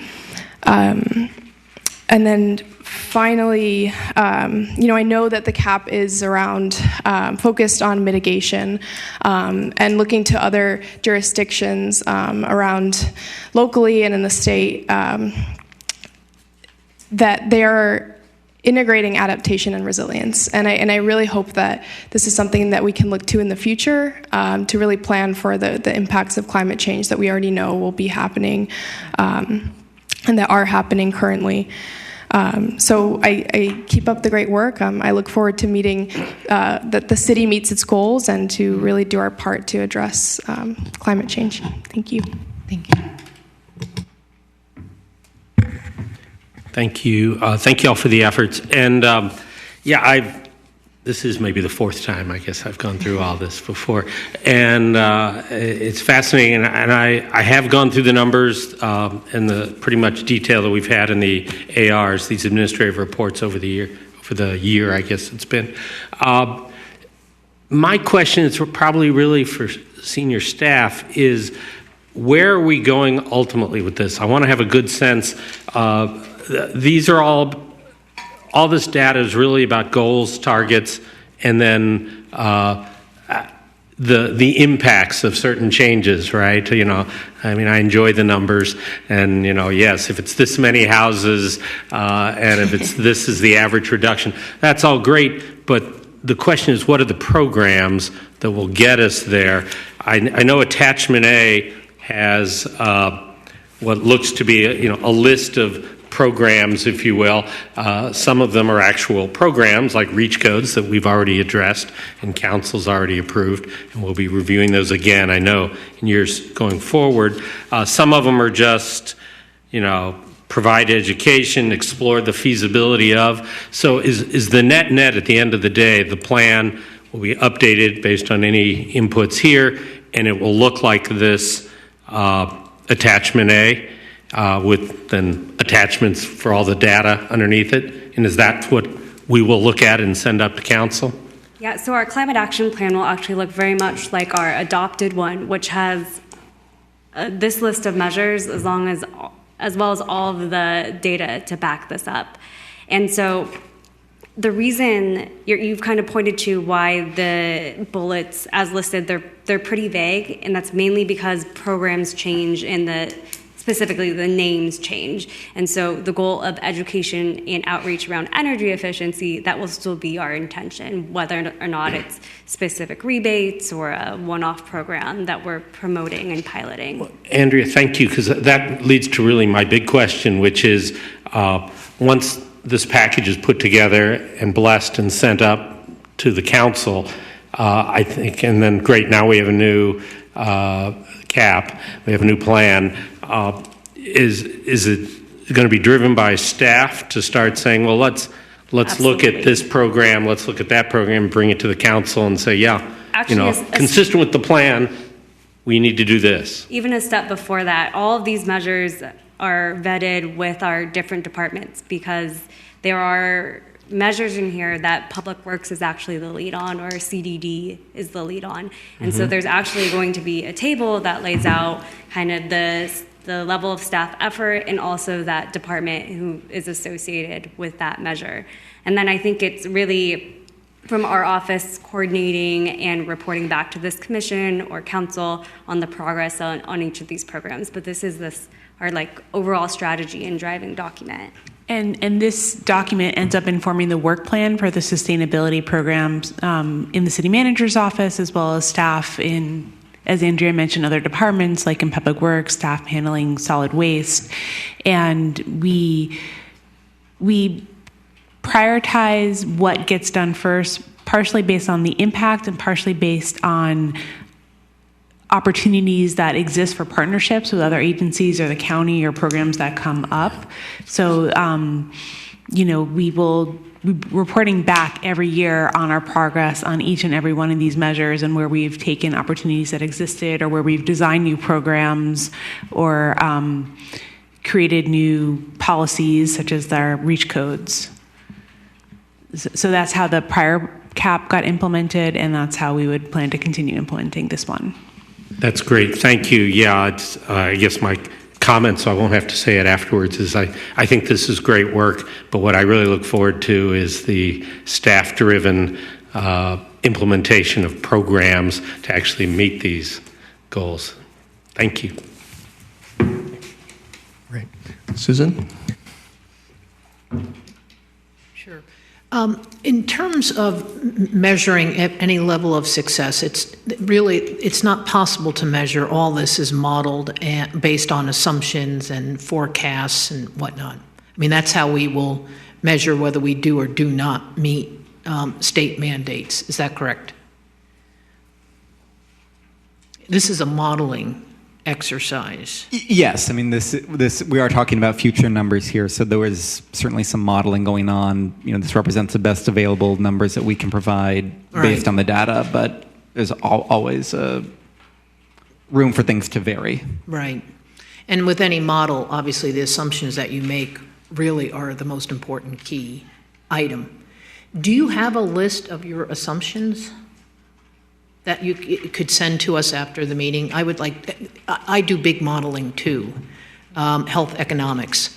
So, and I know very well that it's the assumptions that really create the basis. So I would be curious, though, I think, what those assumptions were. So if that could be sent to me and I guess to the rest of the commission, I would be interested in knowing that. So we have in the memo there some of the assumptions are laid out there in, I believe it's table. I think there were about 4. My instincts tell me to put this together. There's more than that. There is a much larger Excel file that supports all of this, right. And that will be provided with the draft climate action plan update. Is it possible to get it earlier for us or for me to look over, for the public to look over?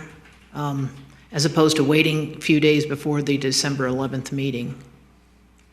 I think we can certainly discuss that. We'll want to make sure that we have time to make changes to it based on the feedback that we receive. Right. Okay. But I think that can certainly be looked at. Sure. All righty. And if it's all right to add, I do want to say that we do these models to sort of estimate the reductions that might be done. And as you may have seen from the last climate action plan update, we report back quantitative numbers wherever they're available, but often they're not. But we can report back where we know how many homes have done energy efficiency rebates through existing programs or how many solar panels have been installed. But really how we measure our progress more than anything is through the inventories that are done approximately every 5 years, which thankfully the County of San Mateo has been funding for us. And that is really the way that we are able to test to see whether what we're putting in place is working. Sometimes it's hard to know whether it's what we're putting in place or whether it's other actions at the state or county or even federal level that are having the impact, but it does give us a point in time to be able to check in on our progress. Right, and that's done every 5 years. Mm-hmm. Right. Okay. Let me just go back to the documents that were sent to the commission and to the public.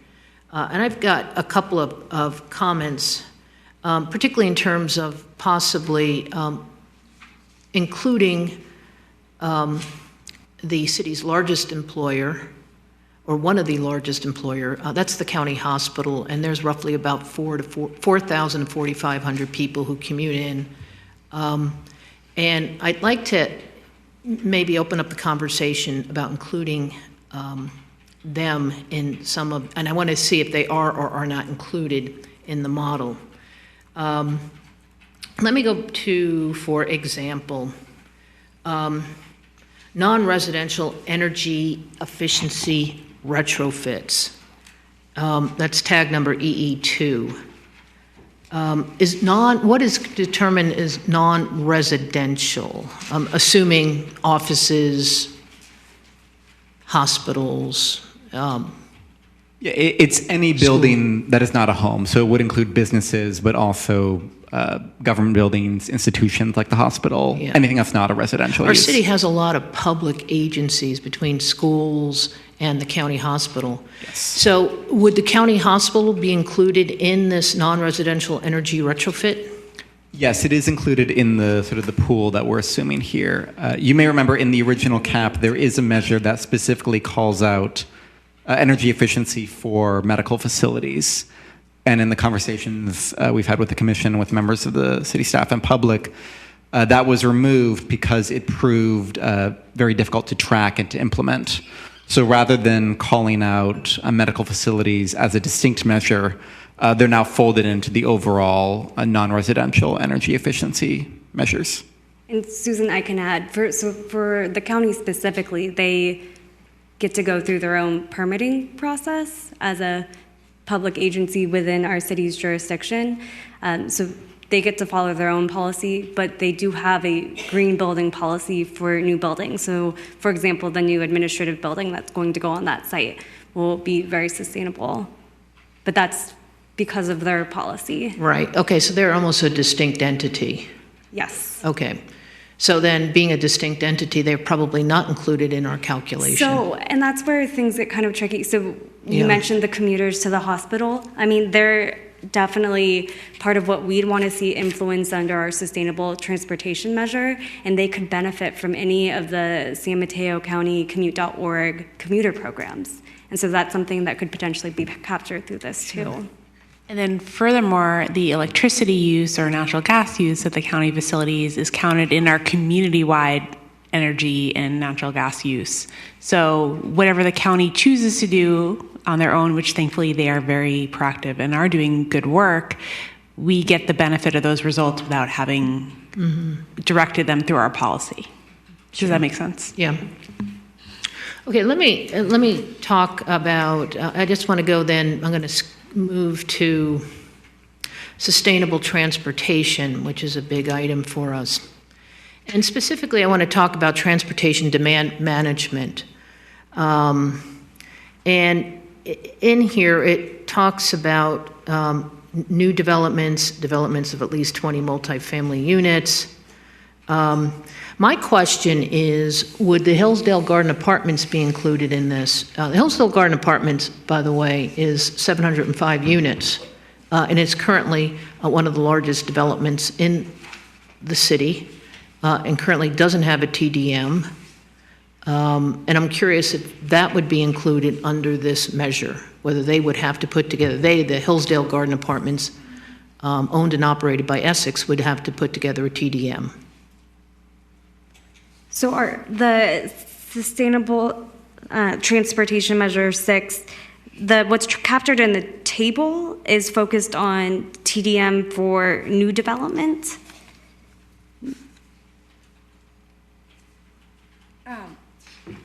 So our measure as written is targeting new development and developments undergoing major renovations. So to the extent that they would move forward with something like that, it's targeted under this, but we're not targeting TDM programs for just existing multifamily. We target that in a different way. We don't really have the ability to impose a TDM program on pre-existing homes.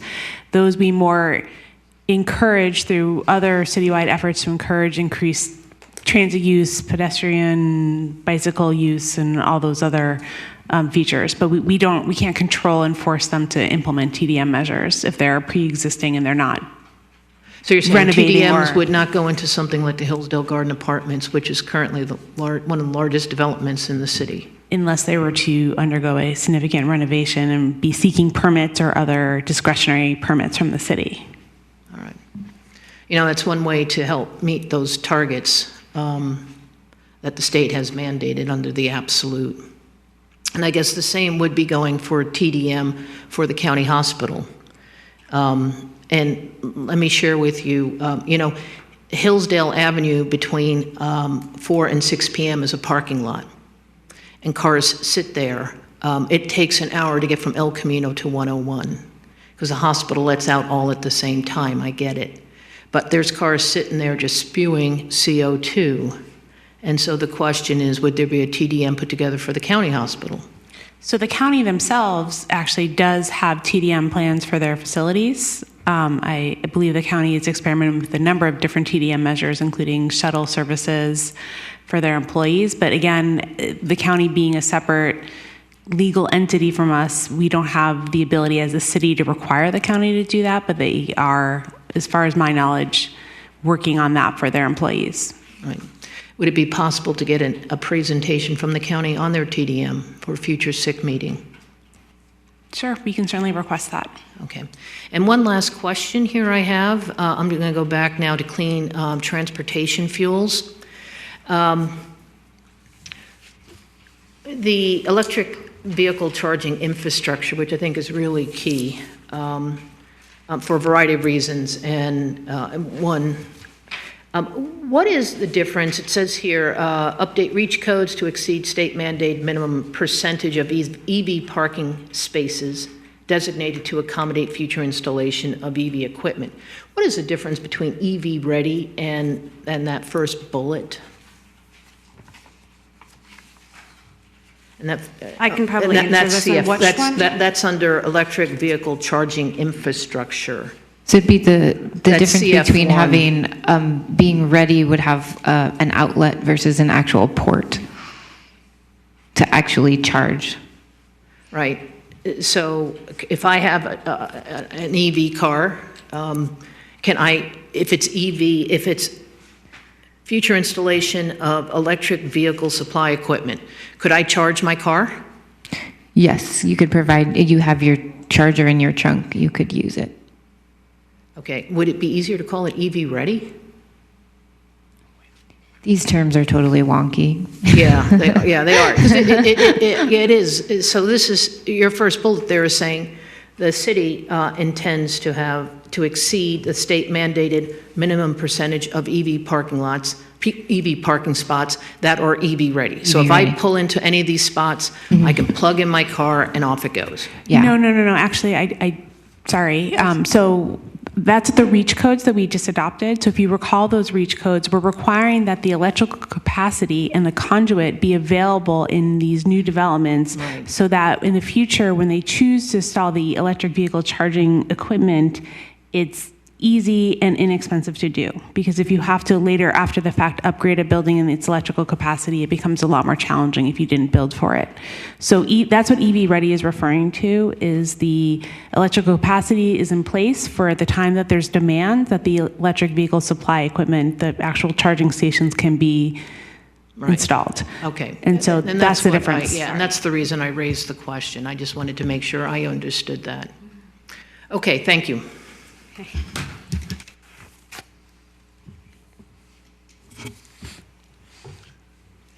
A lot of this is a shell game, correct? You're making assumptions on future stuff because basically it's 2044, 45, where we were going to break even on the state mandates at that time. And again, depending on what changes are. Being one of the first commissioners on sustainability that the city had, Kathy Kleinbaum and her staff have been utmost great for the city. They have done everything because they're the ones directing you guys to do all this great work with her knowledge and her great staff going to do it, because she took all the time for years to deal with commissioners like myself to have to go through this, develop this stuff, and have to listen to all this stuff, because a lot of it is potential. And as I even made a comment earlier with you guys, if your neighbor downstream isn't doing the same as you, you have to show how to do the best. And the city of San Mateo with Kathy and her staff has done the best. And especially by hiring the right people to do the work for us and give us this information. So I'm really happy that you guys can say you've done your best to do all this paperwork, and you're going to be here in the future to make sure that we get it done correctly, correct? Certainly like to be. Thank you. I just have a couple questions at this point, then I reserve most of my comments until after public comment. So on completion of the cap, it will have been 5 years from the last the publication of the last cap. So what is the term of this cap? When is the next round? I think we'll have to determine that. So the last cap, because the primary target was to 2020, it had a 5-year term for certain. I would guess that we probably need to be looking at this every 5 years and doing updates, but this cap, I think our primary horizon that we're looking at is 2030, and I think we'll have to evaluate as we get 5 years out whether the measures in this cap still make sense, or whether there's been a lot of technology innovations or changes in what becomes best practices. I mean, from 5 years ago to where we are today, it's night and day difference in terms of what the measures are and what's possible. So I think this is one of those documents that will definitely get stale and need to be updated periodically, probably on a 5-year horizon, but it's hard to say for sure. That seems reasonable. So given that, and given that a building code cycle is 3 years, I'd love to say that the building codes are done and not have to look at them again, but actually maybe what we should be saying is we've got 5 years, we've got another building code cycle, and we should be thinking about what that next building code cycle should look like. So I'll have some more comments on that after public comment. Maybe we can turn to, do we have any? Oh, I'm sorry, go ahead, please. Andrea, this is a question for you.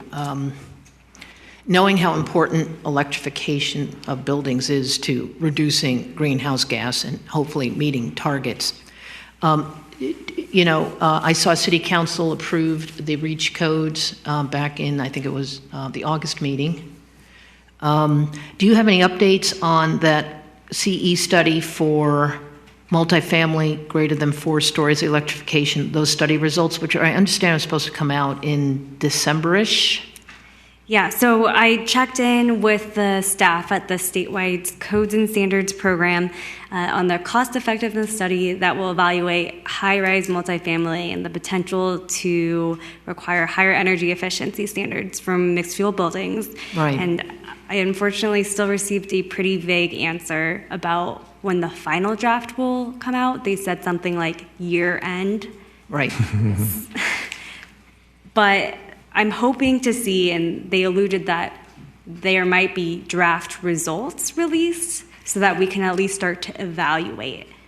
But again, I'm not really sure. Sure. When. Okay, no, and that's fine. Nothing has changed from year end. It's been like that. Draft results would be interesting. And it's really key if you look at the vast majority of development going in our city between now and probably the next 10 to 15 years is greater than 4 stories. So, okay, and if you get any information about that and it can be shared with us, I would appreciate that. Thank you. Okay, do we have any public comment? Adam Lorraine.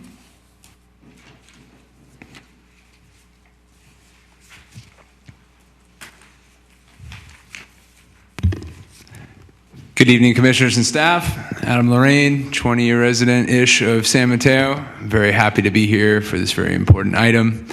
I will apologize for being a little out of the loop with regard to the most recent updates, and I haven't read through everything that was presented to the commission in this administrative report so far. So I thought I'd give a few rambling public comments just on what I currently have, and I'm hoping to read more into it and perhaps provide something if I find something later, given what Mr. Crispy mentioned about a later date for the commission to provide more comments on these comprehensive numbers.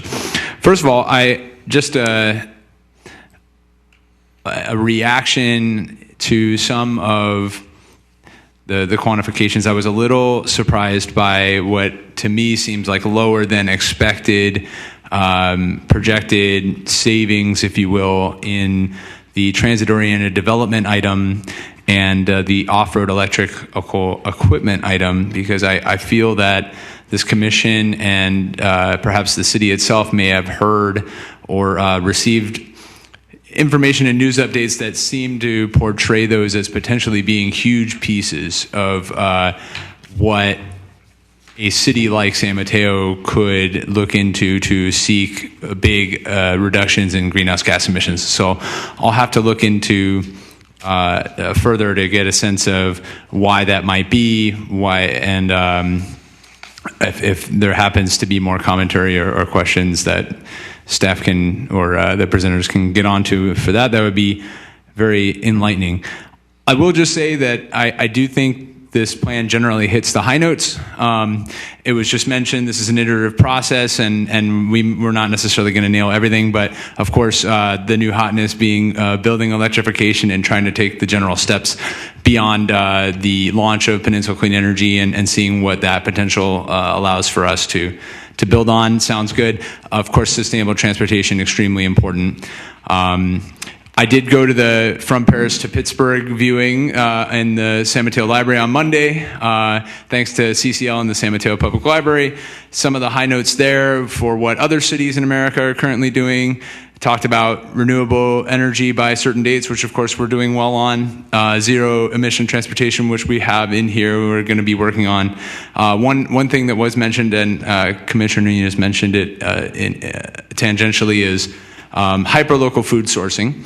So food recovery and looking into how we produce our food, potentially taking out lawns to make more food. I suspect that we wouldn't necessarily be able to quantify all the gains that can be had from stuff like that, but I hope that the city and the commissioners and staff continue to pursue things like that, knowing that in the grander picture they're going to reduce emissions, and perhaps even in some of the participation pieces of things like cars that come in to bring food and so on. There would still be some measurable gains, but there will be even more gains that can be seen from that. So I'll just throw that out there. Thanks very much.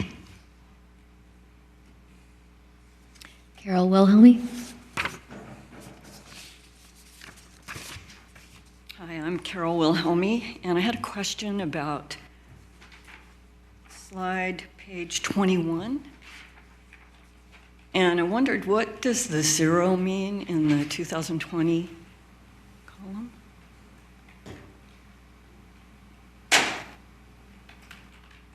I'm sorry, yes, go ahead. It just refers to the fact that we hadn't yet assumed that implementation of this measure would begin by 2020, because it's our sense is there's still some more education that might need to happen. There's still opportunities for the market to kind of catch up to this measure. So we were looking for a post-2020 measure, which is why you see reductions starting in 2030. Okay, thank you. So considering that the California Air Resources Board has projected that emissions from small engines, off-road equipment, are going to exceed those of passenger vehicles in parts of California in 2020. I thought that that should be a higher priority item. And I recall that the old climate action plan had an item for encouraging people to reduce their use of gas-powered landscape equipment, but I don't think any encouragement or any campaigns ever happened. So at the very least, I would like to see in 2020, or this year, is some social media campaigns like on Nextdoor, just to ask people to reduce their use of gas-powered leaf blowers, for example. Or also to do the opt-up thing with Peninsula Clean Energy, to opt up to the Echo 100. I remember there was a guy who spoke last year from Burlingame about a program there. And I tried to get my neighbors to do the same thing. I don't think I was successful, but maybe if they heard it from the city on Nextdoor, maybe they would do it. So those are my thoughts. Thanks. Great, thank you. That's all I have. Okay, wonderful. Then moving on to Commissioner comments and direction for staff. Commissioner St. Clair. Thank you, audience, for your comments. Thank you, Adam. Really happy to always see you here and see you looking so good, you know. So it's just a big issue here because, again, I look at this that it's a lot of learning curves. It's a shell game. Things change. There's other things. The state, the government comes in with new rules and regulations. All the numbers change immediately. Still trying to quantify, like the last speaker said, trying to quantify something that there is no set rules and regulations on what we'd want to see it stopped, and you can get your numbers once that happens, even though the numbers are large already. So I always believe the bigger bang for the buck, instead of working on the little things, work on the big things. So again, I thank you guys. Commissioner Warinsky. Sure, I don't have much to say beyond what I have said. I would like to see the county present to us the TDM for the county hospital, and specifically as a really to reduce the amount of traffic and CO2 that is emitted by cars that sit there for an hour, because I've done it. That would be very interesting. And then, once Andrea has some input on the cost effectiveness study for multifamily, I think that would be a very interesting discussion. And I think the commission voted to hear the results of that study. So I really have no more to add to it, but I do have one question moving forward. I saw the December 11th date. What happens between tonight and December 11th? Can somebody give me a timeline of what you're expecting from this commission and the public? So we would ask the commission to provide any feedback on what we presented here tonight by September 25th. Okay. We will then make changes to the calculations as needed, and we'll work with city staff to update the CAP document itself, changing the words, the numbers, the graphics in that document, and then bring that before you on December 11th. And then what are you expecting from us on December 11th, to approve or not approve to move this to city council? So we've actually talked about that at prior meetings. So it's sort of at the prerogative of this commission. When you get the draft cap on December 11th, if you feel ready to move it forward at that time, fine. But if you feel like you need another meeting to review it, that also can be accommodated.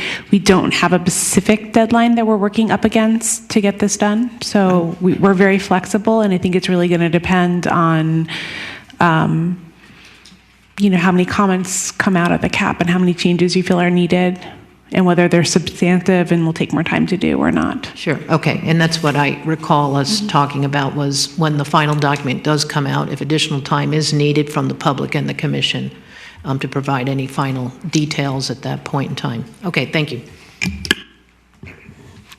Commissioner Robbins. Sure. Thank you very much. Be brief. Great work, great numbers, great analysis. I look forward to seeing, I don't know that we've given you much input that you need to make changes, but I look forward to seeing the product in December. But what I really look forward to is our able staff coming up with programs, particularly targeting as Greg says, the bigger fish, the bigger pieces. That'll be fun. And I think to your comment, Kathy, particularly, 5 years is a lifetime in this world of this technology. It wouldn't surprise me if 2 years from now or sooner there's some program that y'all have heard about or developed and picked up that you'll take to council that will be completely different than what's just proscribed by the plan, but will have meaningful impacts. So thank you. I think this is great for what it is.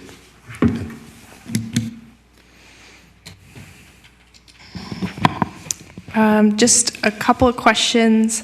One related to the numbers for ST1. Are these consistent with the projections for our bike ped plan? My understanding is that they are consistent, but as that plan is still in draft form, there are certainly opportunities for these numbers to evolve a bit. Sure, got it. Just making sure that I know that that's probably something that staff is doing, but just making sure that those are consistent and kind of representative of what's in the bike ped plan. It seems that there's a huge opportunity in electric vehicles, right, for our long-term goals, and I know that there's a measure in here around encouraging transportation network companies, rideshare companies to adopt policies at a larger level, not potentially at the city level because, city boundaries, but really making that, a goal to really be in those conversations, I think is really important.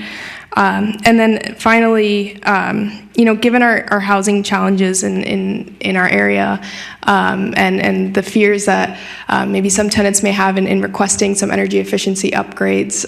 So, I know that the language in the CAP has, kind of incorporated some green leasing terms as well. So really just, I'd encourage staff to really be mindful as, be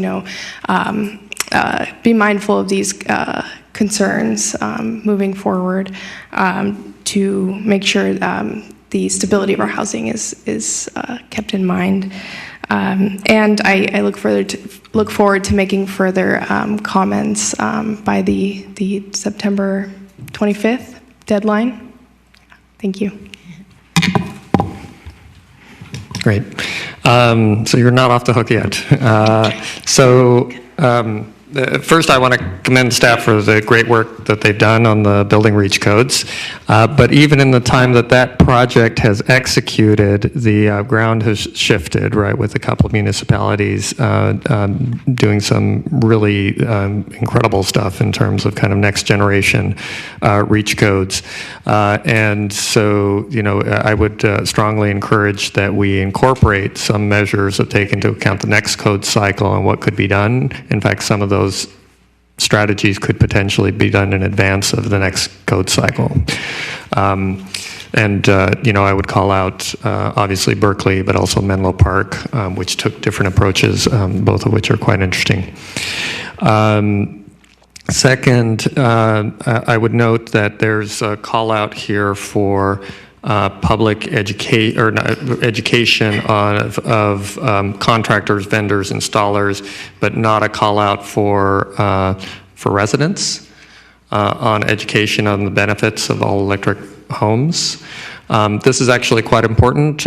There's a sense that gas stoves it would be horrible to move away from gas stoves, but when people actually experience an induction stove, their mind changes dramatically. I had that very personal experience when I suggested, hey, well, maybe we should electrify, and that might mean, going to an induction stove. And she said, what, an electric stove? Ah! And then I brought one, and then she said, wow, that's really cool. When can we have it? So that actually is a very tangible and practical thing that I think that the city could do that could be quite valuable. Moving on to renewable energy, as you noted in your quantification, so here I'm thinking about RE2, PV doesn't actually provide much in the way of greenhouse gas benefit because the grid is actually quite clean now. What may be worth considering here is instead of a focus on PV is to have this be a focus on storage and or solar storage. And there actually is a greenhouse gas benefit from using storage, and we could actually quantify that. In fact, that was a point of discussion with the DNV team some time back. So you may want to take a look at that. On efficiency measures, I think this is kind of tactical, but cool roofs can be particularly effective strategy, and I want to make sure that that's not lost in the we normally think when we say energy efficiency retrofits we're usually talking appliances, but that can be a particularly effective measure, and so that may have permitting implications also. So it's not just an encouragement or education measure. There may be other factors involved in making that feasible. Looking at municipal action, I'm looking at ME3, and it says, as feasible, design and build all electric municipal buildings. And I want to call out that the UC system has already made a commitment to doing all electric, and they've done a study and says it's less expensive to build, and in many cases less expensive to operate or a wash. If the UC system can do it, I know we can do it. So I'd love to see that as feasible struck. EV charging, same thing on the codes here. We should be looking to the next code cycle. So not much more to add there. And that's the last of my comments. Any other comments? All right. I think we are ready to bring this item to a close. And looking at the agenda, I think that's the last item. So thank you for all your work. Really appreciate it. And then move on to reports and staff announcements. Do we have anything from staff? We do have a couple of announcements. First and foremost, before I forget, you all have a card for our September night's events.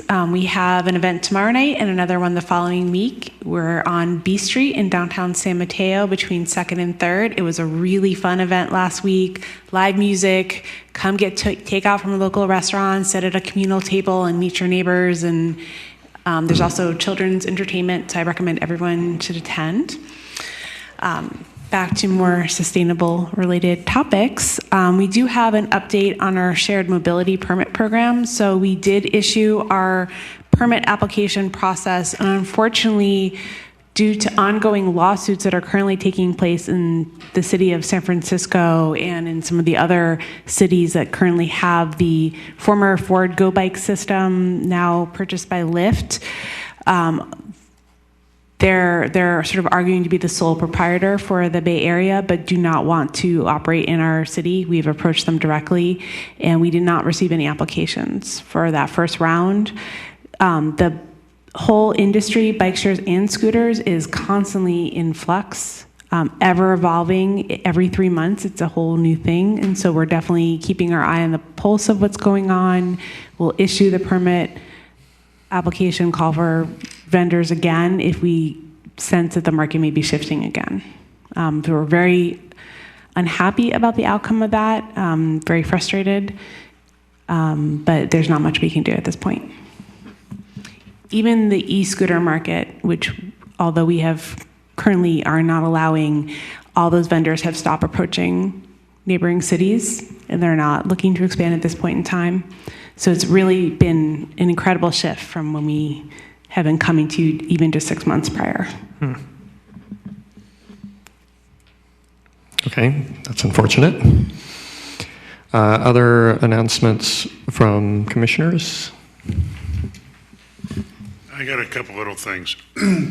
We are Public Works, so you got to give it the kudos when things work and they don't. We had a great summer music program that was really big this year. We had a great chili cook-off this year at Central Park. But we also have we had something great happen today where they were banning nationwide, setting up for, it's a great first step for banning vaping of flavored issues. Really is a big thing, and it's great for anybody. Then we have our police chief, and the great police department is retiring, so we're going to have that in the near future. So anyone out there, if you're watching or seeing the TV, you see the chief, give her a hug and say what a great job she's done. And last but not least, we can't forget it's 9/11. People, some of the younger people, I talk to kids who look at you like they had no idea what it was. It was so long ago, but to us it's still fresh, at least to me. So, thank you. Yeah, regarding this is the 18th anniversary of September 11th, and one who was there on the ground. I have never forgotten that. So I would like to dedicate this meeting to those 3,000 or so killed in what is currently the worst domestic terrorist incident in our history. Looking at what I'll call the crystal ball document for the rest of the year, I see in December there is a water supply and conservation efforts update. I do recall Commissioner Reyes asking that California Water come back and present to us their plans, particularly as it relates to climate change. Is that what that is intended to be? Yes. So that is Matt Zuga, who unfortunately stepped away from the meeting. He's coordinating that, and I believe BOSCA, the Bay Area Water Supply and Conservation Agency, will be taking the lead on that presentation, and they're the ones in charge of a lot of those programs, but I will also be inviting Cal Water to attend. Sure, yeah. So is it possible, just so we know, to maybe include BOSCA, California Water, and then that's a tag for at least me, that is in that December 11th meeting, and anybody else in the audience here. Okay, thank you. Thank you. Other announcements? Yep. I'd just like to remind everybody that the city's hosted sustainable event, Water Efficient Edible Gardening Workshop, is happening on Thursday, October 8th from 7 to 8 p.m. in the San Mateo Library. Did I get that right? Yes. Okay. And so if you're interested, you know where to go. All right. Do I have a motion to adjourn?